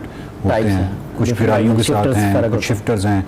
अच्छा, शिफ्टर कौन सा होता है जो कि लॉन्ग लास्टिंग जो है ना, ये बहुत सारी टाइप्स के होते हैं, और इसके अंदर हमारे यहाँ पे तो आपको पता है बहुत ज़्यादा कॉमन है शिमानो के, और उनमें टाइप्स ये हैं जो पुराना हो गया स्टाइल, जब आप ऐसे घुमा के वो गियर शिफ्ट्स किया करते थे। फिर एक लोकल शिफ्टर्स आते हैं, वो अंगूठे से भी आप करते हैं, लेकिन जो प्रॉपर शिमानो के जो अच्छे शिफ्टर्स आते हैं वो बड़े स्मूथ और आजकल बड़े कॉमन है। अच्छा, वो यूज़ करें आप। इसके साथ जो बहुत एडवांस साइकिल्स हैं उनके अंदर इलेक्ट्रॉनिक शिफ्टर्स भी हैं, आप जस्ट आपने बटन प्रेस करना है और गियर शिफ्ट होते हैं। वाह। इलेक्ट्रॉनिक, उसके अंदर फिर साथ आपको बैटरी मेंटेन करनी पड़ती है, बैटरी चार्ज रहनी चाहिए ताकि गियर्स प्रॉपर आप शिफ्ट कर सकें, अदरवाइज फिर आप एक गियर पे स्टक हो जाएंगे अगर आपकी बैटरी ड्रेन हो गई है तो, क्योंकि आप लॉन्ग डिस्टेंस पे है ना, तो उसमें तो ये रिकमेंडेड नहीं है। ये कोई लोकल मेड भी हैं इस तरह की बाईसाइकिल्स, या ये सारी इंपोर्टेड की आप बात कर रहे हैं? लोकल मेड यार, टू बी ऑनेस्ट बहुत अच्छी बाइक्स थी हमारे यहाँ पे, अनफॉर्चुनेटली इसको इतना ज़्यादा प्रमोट चूँकि किया नहीं गया। तो आपको मैं ऑनेस्टली बताऊँ, स्टार्ट मैंने जो किया था वो लोकल साइकिल ही थी मेरे पास, and I still have that is a vintage bike now. तो सोराब की रोड बाइक है मेरे पास। अच्छा। और बहुत से लोग मेरे से इस बात पे हैरान होते हैं कि सोराब और ये रोड बाइक, मैंने कहा यार वो बनाते थे, अब तो खैर वो नहीं बनाते, तो थी सब कुछ था, लेकिन अब ज़्यादा इम्पोर्टेड ही है। सही। इसके अलावा जो है वो बाईसाइकिल की जो दूसरी टाइप्स है, मतलब आप फ़र्ज़ किया कि कोई आप माउंटेन्स की तरफ जा रहे हैं, लेकिन माउंटेन्स में रोड जो है वो मेटल्ड है, कारपेट रोड है वो माउंटेन्स की तरफ आप जा रहे हैं लेकिन कारपेट रोड है, तो आपको माउंटेन बाइक की तरफ जाना चाहिए या फिर वो दूसरी? उसके अंदर मैंने कहा हाइब्रिड या फिर आपके पास जो है ग्रेवल बाइक, रिकमेंडेड यही है। टायर साइज से मतलब टायर विड्थ क्या? टायर विड्थ है ना, जो माउंटेन बाइक अगर आप लेंगे वो तो फिर मुझे एग्जैक्ट नहीं पता उसका क्या साइज होता है। साइज जो भी है, मतलब जो जिसका साइज बड़ा है वो ज़्यादा रेजिस्टेंस भी तो करता है ना, इसीलिए देखें ना, इसमें जब आप आते हैं ना ग्रेवल बाइक या हाइब्रिड के ऊपर, तो उसके अंदर तो मुझे पता है उसका जो होता है ना टायर साइज, आप जो है 25, 28 और इसी तरह 32 तक भी आप उसमें यूज़ कर सकते हैं ग्रेवल बाइक के अंदर। वो ये वाले टायर साइज, लेकिन वो उसमें एक्चुअली आप स्पीड भी रहती है और प्लस रोड ग्रिप अच्छी होती है, और आपने तो लोड भी कैरी करना। माउंटेन बाइक तो मैंने देखा यहाँ पे भी लोग चला रहे होते हैं। माउंटेन बाइक का तस्वर क्या है? बुनियादी तौर पे ऑफ रोड है, बेसिकली ऑफ रोड में। देखिए, माउंटेन बाइक होती है बेसिकली, जैसे आप पैदल ट्रैक्स करते हैं, ट्रेल्स और ट्रैक्स करते हैं, तो आपने देखा होगा माउंटेन बाइक बेसिकली वहाँ यूज़ होती है, मोस्टली डाउन हिल करते हैं, जिसके अंदर डबल शॉक्स होते हैं। शहरों में क्यों पॉपुलर है? शहरों में लोगों को एडवेंचर पसंद है इसलिए रखते हैं। नहीं, एडवेंचर पसंद होने की अलग बात है, लेकिन मेरा मतलब अगर वो जगह ही नहीं है, यानी मेटल रोड पे आप चला रहे हैं, मेटल रोड तो मुझे अजीब सा लगता है। नहीं, इसमें ये है ना कि अगर आपने माउंटेन बाइक रखी हुई है तो फिर रोड्स और ट्रैक्स ऐसे होने चाहिए जहाँ आप उसको प्रॉपर एंजॉय कर सकें। हम लाहौर में अगर आप ये देखें तो बहुत सी जगह हैं जहाँ आप इसको एंजॉय कर सकते हैं। फॉर एग्जांपल BRB के ऊपर अगर आप इसकी राइड करें तो कसूर तक आप पूरा on the bank of the BRB canal, it's a beautiful track and I think MTB के लिए रिकमेंडेड है। प्लस आप रावी के साइडों पे आपके पास बहुत खूबसूरत ट्रैक्स हैं, तो वो भी आप इंजॉय कर सकते हैं। मैं इसमें अक्सर मेरा ख्याल मैंने शेयर किया होगा आपके साथ कि बड़ी बड़ी खूबसूरत जगह हैं, लोग पूछते हैं कि ये कहाँ है, तो जब मैं बताता हूँ कि ये लाहौर है तो वो काफ़ी एक हैरानकुन सा फील होता है उनको। इकबाल साहब बहुत बहुत शुक्रिया, थैंक यू वेरी मच। नाज़रीन, बात यह है कि पाकिस्तान के अंदर क्या क्या पोटेंशियल है। आप ये देखिए, कल आप इस पूरी कौम को लगा दें बाईसाइकिल चलाने पे तो पूरी की पूरी कौम लग जाएगी बाईसाइकिल चलाने पे। मसला ये है कि शहरों में मिसाल के तौर पे बहुत सारे ऐसे लोग हैं, बहुत सारी ऐसी ख़वातीन हैं, बहुत सारे ऐसे अफराद हैं जो कि ऑफिस रोज़ाना रूटीन में वो आना चाहेंगे बाईसाइकिल पे, ताकि एक्सरसाइज की एक्सरसाइज भी हो जाती है और एक अच्छा है वो मतलब एक मोड ऑफ ट्रैवलिंग बड़ा मज़े का है। मसला वहाँ पे आता है कि हमारे यहाँ बाईसाइकिल्स के हवाले से ट्रैक्स नहीं है और जो बाहर की ट्रैफिक है वो इतनी हौलनाक है कि आप तसव्वुर ही नहीं करते कि यहाँ बाईसाइकिल चलाने का। अगर आप करते भी हैं तसव्वुर तो मेरा ख्याल है कि वो इतना कोई अकली रवैया नहीं है। और जितने भी लाहौर में भी जितने भी साइकिलिस्ट हैं वो अमूमी तौर पे संडे को या सैटरडे को या किसी ऐसी वक्त में सुबह सवेरे के वक्त जब ट्रैफिक बहुत कम होती है तब वो चला रहे होते हैं। और आज भी अगर हम साइकिल के हवाले से ट्रैक्स को और इन चीज़ों को, इंफ्रास्ट्रक्चर को जो बुनियादी है उसको यकीनी बनाएं तो यकीन कीजिए कि आधी कौम जो है वो बाईसाइकिल्स पे डेफिनेटली लग जाएगी। और ये बाईसाइकिल्स पे लगने का मतलब ये है कि आपके हॉस्पिटल्स पे जो बहुत ज़्यादा प्रेशर है, बहुत ज़्यादा दबाव है, वो कम हो जाएगा, लोगों की सेहत बेहतर हो जाएगी। ये सब कुछ करेगा कौन? देखते रहिए सफ़र है शर्त। Welcome back to Expresso. अब आपकी मुलाकात करवाते हैं एक ऐसी मोटिवेशनल शख्सियत से जिन्होंने अपनी वीकनेस को अपनी स्ट्रेंथ बनाया। जनाब दोनों टांगों और एक बाजू से महरूम है, मगर उनकी जो हिम्मत है और हौसला है वो हिमालय से भी बुलंद है। उन्होंने माजूरी का जवामर्दी से मुकाबला करते हुए अपने आप को इस काबिल बनाया कि आज पंजाब पुलिस में अहम ओहदे पर फाइज हैं और बहुत सारे अवार्ड्स वो ले चुके हैं। उनकी जो मोटिवेशनल कहानी है और ये जो महकमा पुलिस में उनका कामयाब सफ़र है, इस हवाले से हम उन्हीं से बात करें। बिल्कुल, UAE गवर्नमेंट ने ऑफिशियली उन्हें अवार्ड से नवाजा है, being one of the best police officers. Pakistan में प्राइम मिनिस्टर ने उनको अवार्ड से नवाजा है फॉर हिज सर्विसेज। अभी करंटली हेड कर रहे हैं तमाम जो ट्रेनिंग सेंटर्स हैं पुलिस के, उसको हेड कर रहे हैं और उसके साथ साथ असिस्टेंट पुलिस ऑफिसर हैं। बात करते हैं मोहम्मद हसनैन साहब से, जिनकी स्टोरी हमने तो अभी कुछ 1.5 मिनट में सुनी है और हम तो हिल के रह गए हैं कि हमें कौन सी ऐसी चीज़ें हैं जो रोकती हैं जब एक शख्स इतना मोटिवेशनल है, अपनी इतनी मुश्किल सफ़र के बावजूद यहाँ तक पहुँचा। हसनैन साहब, वेलकम टू एक्सप्रेसो। मजीद हम ही बता देंगे तो फिर मज़ा नहीं आएगा। आप कैसे हैं? ठीक ठाक हैं? जी मैं ठीक हूँ। आपके so glad to have you and to listen what you have achieved so far. बहुत ज़बरदस्त। इनकी 11 साल की उम्र में एक इलेक्ट्रिक शॉक से इनको कुछ डिसेबिलिटी हुई, वो खुद एक्सप्लेन करेंगे और उसके बाद इन्होंने अगला सफ़र तय किया। सो प्लीज़ बताइए कैसे हुआ, 11 साल की उम्र में ऐसा क्या हुआ और अब माशाल्लाह you are heading all the training centres of Punjab police. जी बिल्कुल। बेसिकली मैं मुल्तान शहर से था और जब मैं 11 साल का था तो मैंने मुल्तान से लाहौर मूव किया। समर वेकेशंस थी और मैं यहाँ एंजॉय करने के लिए आया। अच्छा। जब लाहौर पहुँचा तो मेरे यहाँ रिलेटिव थे, उनके घर एक दिन स्टे करने के बाद नेक्स्ट डे अब मैं उनके घर के टॉप फ्लोर पे छत पे खड़ा हुआ था। और मैं लाहौर की आबो हवा में सांस लेकर बड़ा एंजॉय कर रहा था। कुछ देर खड़े होने के बाद मुझे उस टाइम साफ भी हुआ करती होगी ना थोड़ी लाहौर की आबो हवा। बिल्कुल। तो थोड़ी देर स्टे करने के बाद मुझे फील हुआ कि मैं बाउंड्री मतलब मेन रोड वाली साइड पर छत से झांक कर देखूं और नीचे देखूं कैसा व्यू आता है नीचे देखने पर। तो जैसे ही मैंने बाउंड्री वॉल की तरफ मैं बढ़ा तो मुझे फील हुआ कि मेरी हाइट बाउंड्री वॉल से छोटी है। मैंने इर्द गिर्द देखा तो मुझे लोहे की चारपाई नजर आई। मैंने घसीट कर उसको बाउंड्री वॉल के करीब किया और उसके पाइप पर खड़ा होकर जैसे ही मैंने अपना लेफ्ट हैंड बाउंड्री वॉल की तरफ बढ़ाया तो मुझे फील हुआ कि मेरा हाथ किसी बहुत ही खतरनाक और पावरफुल चीज से जा टकराया है। Oh my God. बेसिकली वो खतरनाक और पावरफुल चीज एक 11 kV 11,000 वोल्ट खंबे की तार थी जो कि बिल्कुल करीब से जा रही थी। जैसे ही हाथ टच हुआ बिल्कुल उसने जकड़ लिया और करंट मेरी बाजू से होता हुआ मेरी बॉडी में गया, नीचे फिर टांगों में, नीचे लोहे की चारपाई थी उसमें भी करंट आ गया। तो इस तरह उस इलेक्ट्रिक शॉक ने विदिन सेकंड्स जो है मुझे इलेक्ट्रिक शॉक लगा के मुझे दोबारा छत पे एक झटके से डाल दिया और मेरी बॉडी के पार्ट्स जला दिए। और नीचे So, खड़ा इसमें भी जो फॉर्चुनेट पार्ट वाज कि उसने आपको छोड़ दिया। जी छोड़ दिया। और नीचे खड़ा एक शख्स ये सारा मामला देख रहा था। वो देख रहा था कि बच्चा जो है वो वाइब्रेट कर रहा है। वो भागता हुआ मेरे घर के मेन गेट पे आया और गेट नॉक करने का लगा जोर जोर से और कहने लगा बच्चा छत पे है, जल्दी छत पर जाएं, अपने बच्चे को बचा लें।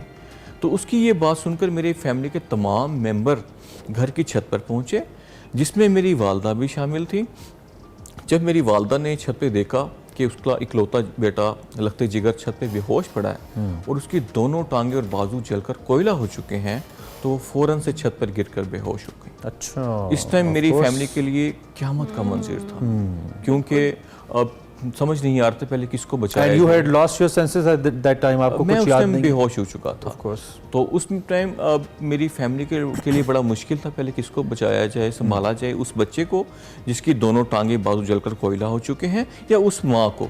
तो एटलीस्ट वालदा के चेहरे पे पानी छिड़का गया और जब मेरी सांस चेक की गई तो पता चला कि मैं मर चुका हूँ। अच्छा। क्योंकि सांस रुक चुकी थी और सब ने ये यकीन कर लिया। उसके बाद एक शख्स ने मुझे उठाया और घर से बाहर ले आया और रेत के ढेर में गर्दन तक दबाने के बाद मेरा सीना प्रेस करने लगा। ठीक है। तो इसी दौरान वालदा भागती हुई गई और रोती हुई कुरान पाक उठा लाई और कुरान पाक को आसमान की तरफ बढ़ा के रब से इल्तिजा करने लगी कि ऐ अल्लाह, अगर बेटा वापस ही लेना था तो दिया क्यों। अभी माँ दुआ कर ही रही थी कि पीछे से उस शख्स की आवाज़ आई कि बच्चा ज़िंदा है, सांस चल पड़ी है। अच्छा। उसके बाद मुझे उठाया गया और एक लाहौर के जनरल हॉस्पिटल ले जाया गया। ठीक। वहाँ जाते ही डॉक्टर्स ने बिल्कुल इनकार कर दिया ट्रीटमेंट करने से, क्योंकि हालत बहुत ज़्यादा ख़राब थी और उन्होंने कहा जी बचना बहुत मुश्किल है। ठीक है, मेरे पेरेंट्स ने कहा मुश्किल तो है लेकिन नामुमकिन तो नहीं है। फिर इलाज आपका लाहौर में हुआ। बिल्कुल। उसके बाद अब करंटली आपकी सिचुएशन क्या है? आप बिल्कुल। माशाल्लाह you look absolutely fine, first of all तो ये जी, जी, जी। ठीक है, आप हमें कोई प्रॉब्लम नजर नहीं आ रहा है, बट इनकी लेग्स दोनों हमें जरा क्विकली वो भी बताइए, बिकॉज मैं चाहता हूँ इस टाइम में आपके दीगर अचीवमेंट्स भी मैं बात करूँ। बिल्कुल, उसमें ये था कि जो ऑपरेट किया गया तो पहले ही ऑपरेट मेरी लेफ्ट आर्म काट के बॉडी से अलग कर दी गई। ये बाजू काट दिया गया? जी बिल्कुल काट दी गया। और उसमें यह है कि मुझे ना बताया गया, वालदा ने खुद को बहादुर दिखाते हुए मुझसे झूठ बोला कि बाजू आपकी यहीं मौजूद है। नेक्स्ट ऑपरेशन में दूसरी टांग काट दी गई और थर्ड ऑपरेशन में मेरी सेकंड लेग भी काट दी गई, मतलब दोनों लेग्स और एक आर्म जो है मेरी काट दी गई। और जब मैं होश में आया तो मैंने वालदा से नाराजगी की हालत में पूछा कि माँ मुझे बताएं कि मेरी दोनों टांगे और बाजू कहाँ हैं। जिस पर माँ खुद को बहादुर ना दिखा पाई और फूट फूट के रोने लगी और मेरे आगे हाथ जोड़ लिए और कहा बेटा मुझे माफ़ कर दें, मैं आपकी टांगे और बाजू नहीं बचा पाई, डॉक्टर्स ने आपकी दोनों टांगे और बाजू काट दी हैं। Oh my goodness. उसके बाद फिर मैंने माँ को कहा कि माँ आप रोती क्यों हैं, मेरी दो टांगे और एक बाजू ही कटे हैं ना, कोई बात नहीं, मैं अभी भी मेरा एक बाजू बिल्कुल सलामत है, मैं इसके सारे ज़िंदगी गुजार लूँगा और आपको भी सहारा दूंगा। उसके बाद वालदा ने मुझे सीने से लगा लिया और हम दोनों माँ बेटा रोने लगे। ग्रेट सर, ये आपकी मदर की उनका ब्रॉटअप था आपके पेरेंट्स का, जिन्होंने आपको ये मोटिवेशन दी उस टाइम पे भी। Being 11 years old kid, I mean it becomes very tough. उसके बाद फिर how you became a part of police force, कैसे आप बने इसका, कैसे इस तरफ आए? बिल्कुल एक स्ट्रॉन्ग पॉइंट है इसमें कि उस टाइम एक तो मेरी जो मैं छोटा बच्चा था और उस टाइम डॉक्टर्स ने मेरे सामने एक बड़ी सी स्टील में रख के मेरी दोनों टांगे मेरे वालिद साहब को दिए। और क्योंकि मेरे वालिद साहब को पता था कि डॉक्टर का स्टाफ इस तरह के जो इंसानी सा काट दिए जाते हैं वो ज़ाया कर देते हैं, उन्होंने रिक्वेस्ट की और लिए और स्टील की ट्रे में दोनों टांगे बाजू रख के मेरे सामने दिए गए। आप यकीन करें कि मैं उस time that was quite traumatic, no, बच्चे के सामने इस तरह बिल्कुल और ऑपरेशन थिएटर में वहाँ पे मैं मौजूद था और मैं बता नहीं सकता कि मेरे अंदर की क्या फीलिंग थी, क्योंकि मेरे 11 साल के साथी, मेरे जिस्म के हिस्से, मेरे पार्ट्स मेरे सामने हमेशा वो सुन के हम इतना ट्रॉमेटाइज हो रहे हैं, जा रहे थे, तो बहुत मेरे लिए मुश्किल था। तो आपका अगला जो ये सफ़र था, फिर आपने ज़ाहिरी बात है अपनी पढ़ाई वगैरह भी मुकम्मल की उसी डिसेबिलिटी के साथ, लेकिन बेसिकली डिसेबल तो नहीं, स्पेशली एबल्ड होते हैं लोग, जितने आपके स्पिरिट्स और moral high, you are completely able by the way, we don't feel like any disability माशाल्लाह। तो आपने फिर उसके बाद पुलिस में तो हम कहते हैं फिटनेस का कुछ होता है, फिजिकल टेस्ट वगैरह, उसको कैसे क्लियर किया आपने? क्या ये बड़ी इंटरेस्टिंग सी बात है, क्योंकि एक तो मैं उस टाइम पे लेग्स नहीं थी, बाजू नहीं था, तो मेरी मदर जो है, मैं 3 क्लास में तब जो एक्सीडेंट हुआ तो मेरी मदर जो थी मुझे डेली सुबह तैयार करती, स्कूल के लिए मुझे उठाती, गोद में उठाकर 2 किलोमीटर मुसाफिर पे पैदल लेके जाती मुझे, और मुझे स्कूल लेके जाती और मैं अपनी क्लासेस अटेंड करता, और मदर जो है वो बाहर बैठ के मेरा वेट करती, और जब क्लासेस एंड हो जाती दोबारा से मुझे वो उठाती और 2 किलोमीटर का मुसाफिर सफ़र तय करने के बाद दोबारा घर लेके आती। मैंने 3 क्लास से लेके मैट्रिक तक इस तरह से तालीम हासिल की है। यार सैल्यूट टू योर मदर। कितनी बिल्कुल family is she watching right now? देख रही हैं आप? जी बिल्कुल देख रही हैं। क्या बात है, we are so proud of you. और ये कितनी बड़ी बात है। और उसके बाद मैंने आर्टिफिशियल लिम्स का सहारा लिया, और उस टाइम पे मैंने गवर्नमेंट को अप्रोच किया और कहा कि मुझे आर्टिफिशियल लेग्स लगाई जाए, मैं चलना चाहता हूँ। गवर्नमेंट ने साउथ अफ्रीका से 7 लोगों की एक टीम पाकिस्तान मंगवाई, जिसमें 2 फीमेल्स थी और 5 मेल थे। एक फीमेल डॉक्टर सेंड्रा, जिसकी एज लगभग 21-22 साल थी, जो कि अमेरिकन लड़की थी, और वो आई और उसने मेरा मुआयना किया पाकिस्तान आके, और मुझे लेग्स लगाई, और लेग्स लगाने के बाद उसने एक ऐसी बात की कि जिसने मुझे मेरे अंदर आग लगा दी। उसने कहा सॉरी, हमने आपको लेग्स तो लगा दी लेकिन आप अपनी लाइफ में कभी नहीं चल पाएंगे। अच्छा। जिस पर मैंने कहा कि मैं वो चल क्यों नहीं पाऊंगा, तो उन्होंने बताया कि आपकी लेग्स के साथ साथ आपके एक बाजू भी नहीं है मुकम्मल तौर पे, और जिसकी वजह से आप अपना बैलेंस मेंटेन नहीं कर पाएंगे। अगर आपकी 2 लेग्स होती तो हम आपको स्टिक्स देते, क्रचिस देते, ताकि आप हल्का फुल्का मूव कर पाते, लेकिन अभी पॉसिबल नहीं है। तो मैंने उनको कहा जिन टांगों से मैं चल नहीं सकता वो मेरे किसी काम की नहीं है, आप चाहे इसको वापस लें। उसने कहा आर यू श्योर, आप वापस करना चाहते हैं? मैंने कहा जी बिल्कुल। सेंड्रा ने वो लेग्स ली और वापस अपनी कंट्री चली गई। उसके बाद मुझे एक पाकिस्तानी सर्जन, ऑपरेशन होने के बाद? जी ऑपरेशन होने के बाद, मैट्रिक में 10th क्लास में। अच्छा। तो सेंड्रा ने लेग्स ली और वापस चली गई, और मुझे उसके बाद एक पाकिस्तानी सर्जन मिला, डॉक्टर काज़मी, उनसे मेरी मुलाकात हुई। उन्होंने कहा बेटा आप चलना चाहते हैं? मैंने कहा ये कैसी बात की आपने, मुझे तो ऑलरेडी एक एक्सपर्ट टीम रिजेक्ट कर चुकी है। अच्छा, तो मैं कैसे चल सकता हूँ? अच्छा। तो उसके बाद आप यकीन करें कि डॉक्टर काज़मी ने मुझे डेली टाइम देना, और 1.5 माह में मेरे लिए 2 लेग्स तैयार की, और उसके बाद मुझे उन्होंने चलाया, मतलब 1.5 माह के बाद। तो ये बेसिकली जो लेग्स आपको लगी हैं आर्टिफिशियल लेग्स, ये पाकिस्तान में तैयार जी पाकिस्तानी लेग्स हैं। ओके। और ये सर्जरी भी पाकिस्तान में हुई है? सर्जरी पाकिस्तान में हुई। That's amazing. और उसके बाद और आप चूंकि अभी तो ये बैठे हैं, ही कैन वॉक परफेक्टली, बिल्कुल ठीक चल रहे हैं, और किसी सारे के बगैर चल के आए हैं। मतलब जब तक असलैन साहब ने बताया नहीं, हमें नहीं पता था कि इनकी लेग्स का इशू है। इस हद तक माशाल्लाह ये अच्छा हुआ।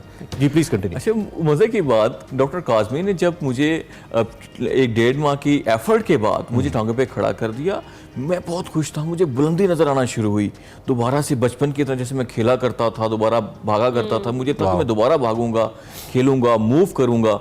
और मजीद 1 माह की प्रैक्टिस के बाद, मतलब 2.5 माह की प्रैक्टिस के बाद, मैं आहिस्ता आहिस्ता चलना शुरू हो गया। चलो क्विकली, हमारे पास लास्ट 1 मिनट है, अपने डिपार्टमेंट के हवाले से बताइए, कितनी सपोर्ट उसकी रही है आपके लिए? आपके वालिद साहब भी पुलिस का हिस्सा थे, आपने हमें बताया। बिल्कुल, बचपन में बता दीजिए। वालिद साहब क्योंकि पुलिस ऑफिसर थे, और मेरा शौक था पुलिस में आना, टांगे बाजू ना होने की वजह से मैं पुलिस में नहीं आ सकता था।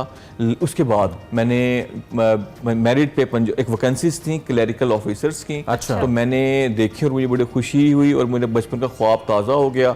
मैंने मेरिट पे अप्लाई किया, पंजाब पुलिस मेरिट पे ज्वाइन की, ICS करने के बाद और सॉफ्टवेयर इंजीनियरिंग के बाद मैंने पंजाब पुलिस ज्वाइन की, और अल्हम्दुलिल्लाह उसके बाद मैंने पंजाब पुलिस में मैंने पंजाब के तमाम जो फ्रंट डेस्क हैं, FIR ऑनलाइन करने में, एप्लीकेशन ऑनलाइन करने में, मैंने पूरे पंजाब में हार्ड वर्क किया, अपनी टीम के साथ मिलके, अपने ऑफिसर्स के साथ मिलके मैंने ऑनलाइन सारा सेटअप ऑनलाइन बनाया, क्योंकि मैं सॉफ्टवेयर इंजीनियर था। अच्छा, ग्रेट। और उसके बाद मजे की बात, मैं इस टाइम पूरे पंजाब के जो हमारे ट्रेनीज हैं ट्रेनिंग सेंटर्स में, उनको ट्रेन कर रहा हूँ।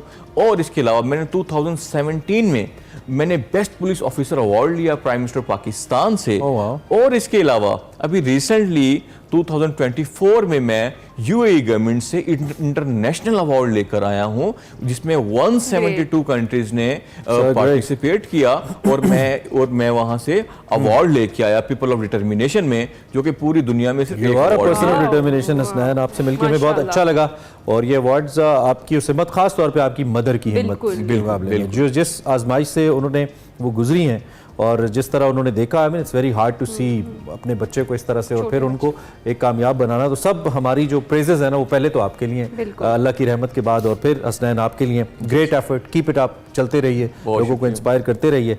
और अगर ये 2 टांगे और एक बाजू, मुकम्मल बाजू के बगैर, if you can be the be on this place, तो आप क्यों नहीं कर सकते? ये ऐसी एक मोटिवेशनल कहानी है। मैं ऐड करना चाहूँगा इसमें, मैं गाड़ी ड्राइव कर सकता हूँ। अच्छा, गुड। मैनुअल गाड़ी ड्राइव करता हूँ, बैडमिंटन का स्ट्रॉन्ग प्लेयर हूँ, मैं एक हाथ से तमाम गन्स फायर करता हूँ। जो भी एक नॉर्मल पर्सन कर सकता है वो ये कर सकते हैं। Hats off, sir. और जनाब ये बेहतरीन एंड कारकर्दगी गुड जॉब है। पंजाब पुलिस के, हाँ, आपने अपने इनके टैलेंट को डिपार्टमेंट में एक्नॉलेज दिखा किया। इस है। पॉइंट पे हम ब्रेक लेते हैं जी, ब्रेक के बाद आते हैं।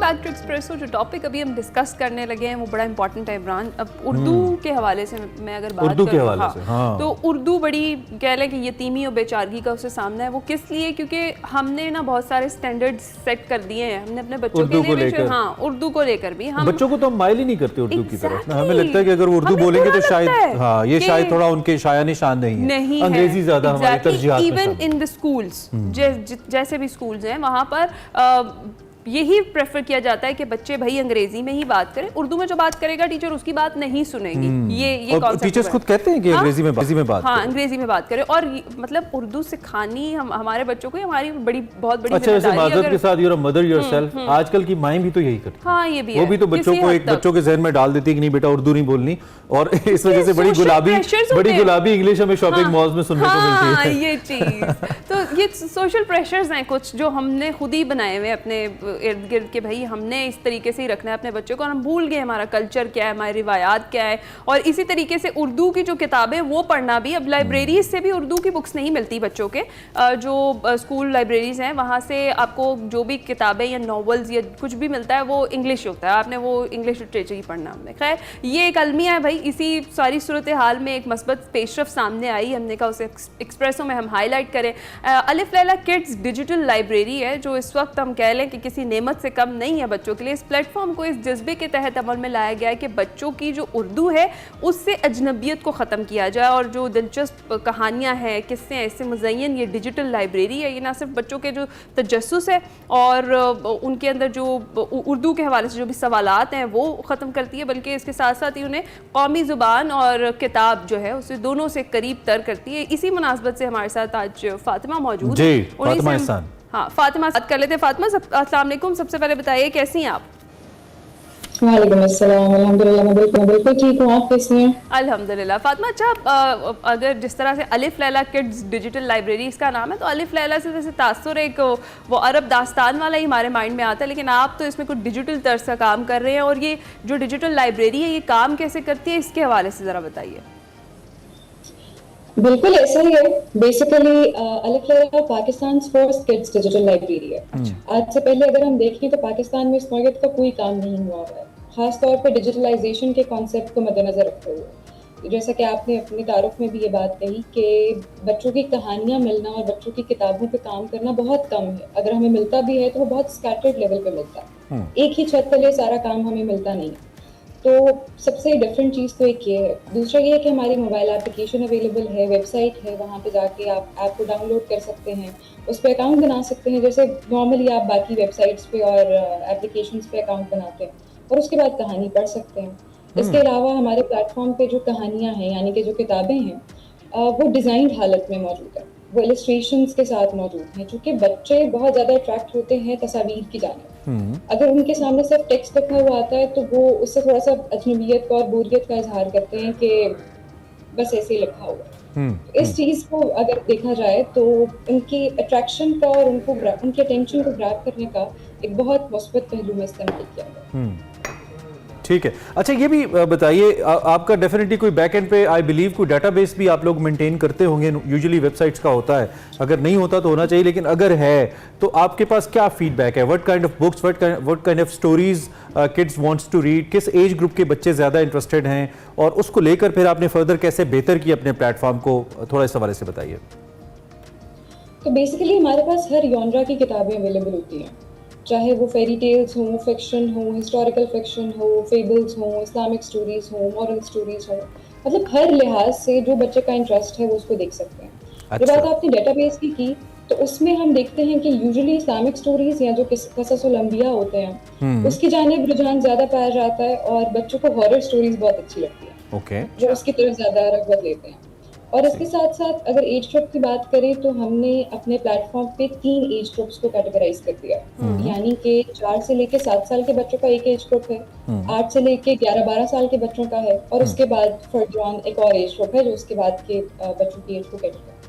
ठीक है। अच्छा फातिमा, तो बुक्स के हवाले से बताएं कि कौन कौन सी बुक्स जो हैं वो मौजूद हैं। ख़ासतौर पर आपने क़ससुल अंबिया का जिक्र किया, तो उसमें भी बच्चों को आसान फहम ज़ुबान में जो वाक़यात हैं अंबिया के वो इलस्ट्रेशंस के ज़रिए वो भी एक्सप्लेन किए गए इन बुक्स में। जी बिल्कुल ऐसा ही है। अगर हम मॉरल स्टोरीज़ या इस्लामिक स्टोरीज़ या इस तरह के क़ससुल अंबिया की बात करते हैं तो उसमें इलस्ट्रेशंस भी मौजूद हैं मुनासिब दर्जे में रहते हुए, और उन कहानियों में बच्चे ज़्यादा इंटरेस्ट भी लेते हैं कि हमारी तारीख के साथ कोई एक तसलसल को जोड़ती हैं कि किस तरीके से हज़रत नूह अलैहिस्सलाम का वाक़या वक़ूअ पज़ीर हुआ, हज़रत मूसा अलैहिस्सलाम का किस्सा क्या है, हज़रत इब्राहीम अलैहिस्सलाम को कैसे नार में वो उसमें गए थे। तो इस तरह की चीज़ों में काफ़ी इंटरेस्ट है उनका, और इसी पैटर्न की चीज़ें चल रही हैं। अब तक कितना आप इस प्लेटफॉर्म को कामयाब समझती हैं फातिमा? जिस तरह आपने शुरू किया था, काफ़ी सवाल होते हैं ना इंसान के जहन में। एक तरफ आप उर्दू को सर्व तो कर ही रही हैं, लेकिन आपका एक प्लेटफॉर्म है, इस हवाले से आप कितना मुतमईन है? मज़ीद का इम्प्रूवमेंट्स आप इसमें लाने का इरादा भी रखती हैं, या आप समझती हैं कि वो आनी चाहिए जिस पर आप काम भी कर रही हैं? अगर मैं फ्रैंकली स्पीकिंग बात करूँ कि जो हमें फीडबैक मिल रहा है अभी तक अपने यूजर्स का, खासतौर पर वालिदैन का, तो वो हमारा सबसे बड़ा हौसला है। आज के दौर में जब हम डिजिटलाइजेशन की बात करते हैं तो वालिदैन इस बात से बहुत परेशान है कि हमारा बच्चा हर वक्त फोन लिए बैठे रहता है, या वो गेम्स खेल रहे हैं, उनमें एग्रेशन आ रहा है, फ्रस्ट्रेशन हो रही है, और अनफोकस बिहेवियर बहुत ज्यादा पैदा हो रहा है। तो अब हम उनके हाथों से वो गैजेट्स तो नहीं ले सकते। अगर हम इस तरह से कहें कि ठीक है हम बाबा आदम के ज़माने में चले जाते हैं और सारी टेक्नोलॉजी को हम खैराबाद कह दें और उसके बाद दोबारा से उन पुरानी रीत रिवायत पे आएँ, तो शायद ये प्रैक्टिकली पॉसिबल नहीं होगा। तो इसीलिए इस चीज़ को मद्देनजर रखते हुए हमने डिजिटलाइजेशन के कॉन्सेप्ट पर काम ही यूं किया कि उस बच्चे के पास मोबाइल, टैब, लैपटॉप जो भी चीज़ वो यूज़ कर रहा है, बहुत ज़बरदस्त काम है ये। We really appreciate, that's why you are here. Quickly हमें बता दें आपके कंटेंट को कैसे रीच आउट करें लोग, क्विकली बता दें ताकि अगर कोई हमारे तवज्जुह से आप तक पहुंचना चाहे। बिल्कुल सिंपल वे है, हमारी एप्लीकेशन है अलिफ लैला किड्स डिजिटल लाइब्रेरी के नाम से, और हमारी वेबसाइट है aliflaila.app के नाम से। आप उस पर जाइए, एप्लीकेशन को डाउनलोड कीजिए, वहाँ पे अपना अकाउंट बनाइए जैसे किसी भी आप एप्लीकेशन पे बनाते हैं, और कहानी पढ़िए। ठीक है, ठीक है, बहुत अच्छा लगा हमें आपसे बात करके फातिमा। ऑल द बेस्ट, हम ज़रूर जाएंगे, और आप भी अगर देखें Laila kids digital library, do visit. I hope कि कंटेंट अच्छा लगेगा आपको, और अच्छी चीज़ को सराहा जाना चाहिए। हमने पहले भी एक वैसे डिजिटल लाइब्रेरी के हवाले से किया था, that video goes in million of views on social media, so आप देखिए। इसी के साथ हम एक्सप्रेसो में लेंगे ब्रेक, आपने कहीं नहीं जाना, कुछ ही देर में वापस कीप वॉचिंग।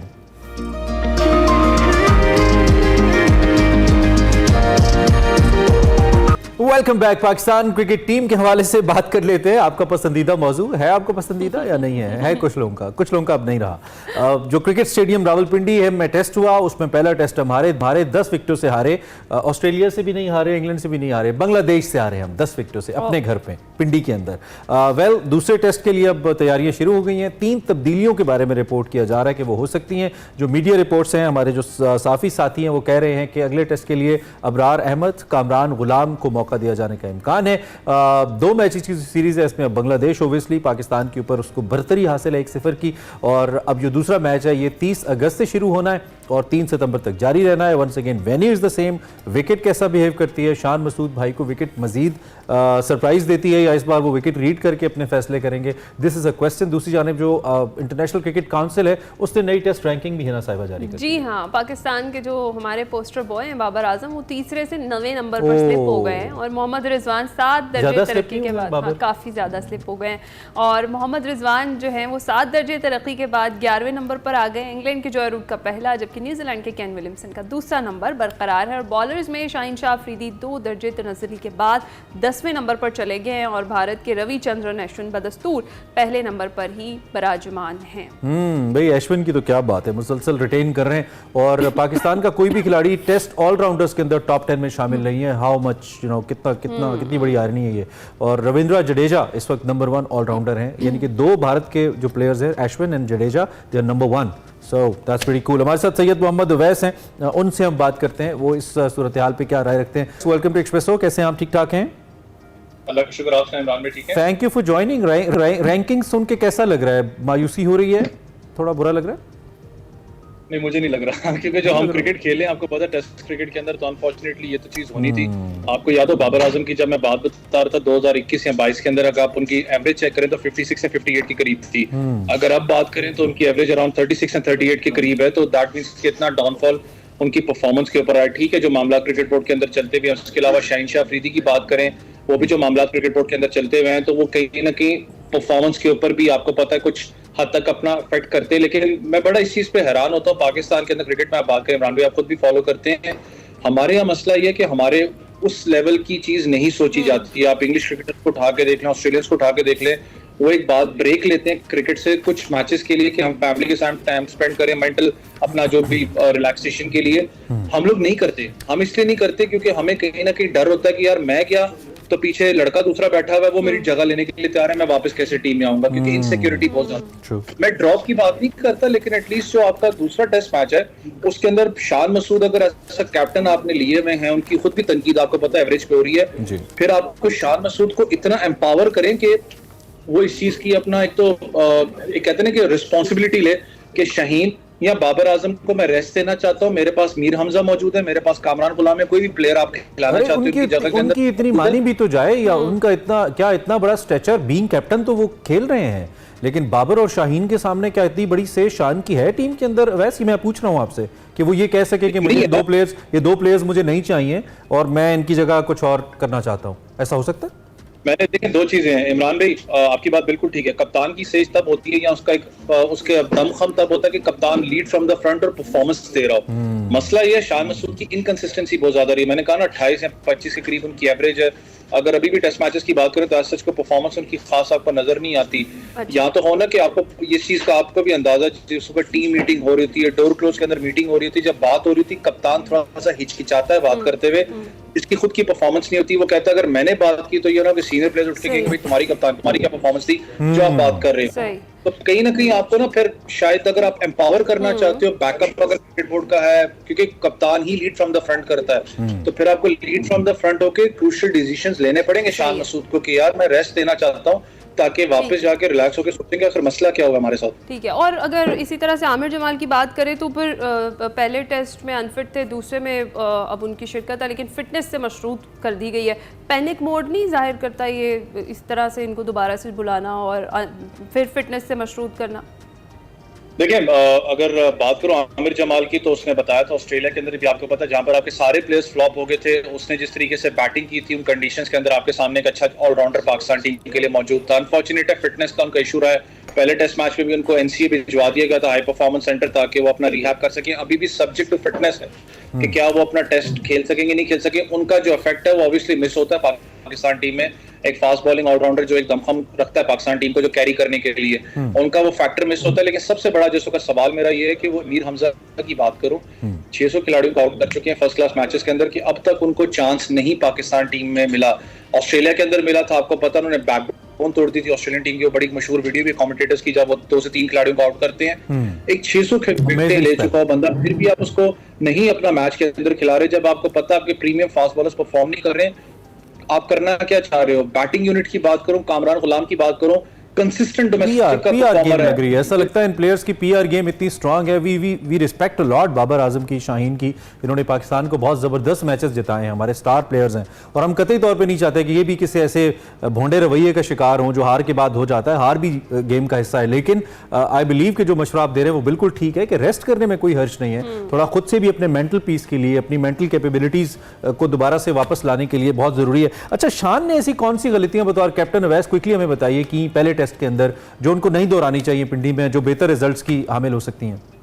देखिए सबसे बड़ा तो आपको पता है पिच रीड का मसला था। खाली शान मसूद ने तो पूरी अपना जो मैनेजमेंट बैठी होती है उनका कसूर इस चीज में था, लेकिन कैप्टन क्योंकि ज्यादा रगड़े में जाता है, ऑब्वियसली कप्तान है वो लीड फ्रॉम द फ्रंट करता है, लेकिन पिच रीड सबसे बड़ा मसला था। फिर जो आपने टीम यूनिट खिलाई थी कि एक स्पिनर को ना एड ऑन करना, वो आपको कहीं ना कहीं खमियाजा उसका भुगतना पड़ा। तीसरे चौथे दिन जब आपको स्पिनर की ज्यादा जरूरत थी, आपके पास जेन्युइन स्पिनर मौजूद ही नहीं था सर्किट के अंदर। जब आप अबरार की बात करेंगे उसको लेके आना पड़ेगा। तीसरा जो सा था ये थोड़ा सा मैं क्लैरिफाई करना चाहूँ कि बैट्समैन को पैगाम अंदर से आ जाता है। रिजवान की अगर मैं बात करूं कि आपके पास 4 ओवर या 5 ओवर मौजूद है, आपने जितना जल्दी आप डबल सेंचुरी स्कोर करना चाहते हो, आपके पास टाइम मौजूद है। अगर नहीं कर सकते, हमें अपना आपको विड्रॉ करना पड़ना है, अपना वहां पर इनिंग्स सी है, ये पैगाम चला जाता है अंदर। उस चीज को भी कहीं ना कहीं मैं कहता हूँ डिसीजन जिस टाइम पे लिया गया, लोग ठीक है उसको तनकीद करें, लेकिन आप रिजवान के देखें वो अपनी बैक को भी पकड़े थे। इसका मतलब वो बैक के कहीं ना कहीं वो स्ट्रेस से गुजर रहे थे, तो वो डिसीजन ठीक था, लेकिन कहीं ना कहीं शायद वो डिसीजन उस लेवल पे ठीक नहीं था, क्योंकि हम हार चुके हैं, शायद 50 रन हम शॉर्ट थे। वैसे ही जीत का कोई वाली वारिस, बिहार का कोई वाली वारिस भी नहीं होता ना, जीत के तो सभी वारिस। ये वैसे ऑल द बेस्ट। अब आपकी जिम्मेदारी है कि आपने जो है ना इस टेस्ट के अंदर ग्राउंड में जाके बकअप करना है टीम को, ताकि हम जीतें। ठीक है, हम आपसे रिपोर्ट लेंगे इस पे। हमारे जबरदस्त एनालिस्ट अवैस हैं, जो कि कभी कभी थोड़े जज्बाती भी होते हैं, बट अच्छी सॉलिड बात करते हैं। उनका ये कहना है कि की रीजंस हमारे सामने है, कुछ खास ऐसी रीजंस नहीं है जिनका पता नहीं है। आई मीन आप थोड़ी सी चेंजेस करें और फिर आप देखें, एक्सपेरिमेंट करने में हर्ज नहीं है, पहले भी तो हार ही रहे हैं, एक्सपेरिमेंट करके देख लें। इसी नोट के ऊपर प्रोग्राम खत्म करते हैं। जी हाँ, हमें दीजिए इजाजत, आपसे मुलाकात होगी कल। अपना ख्याल रखिएगा, फीडबैक जरूर दीजिएगा। अल्लाह हाफ़िज़। Have a good day.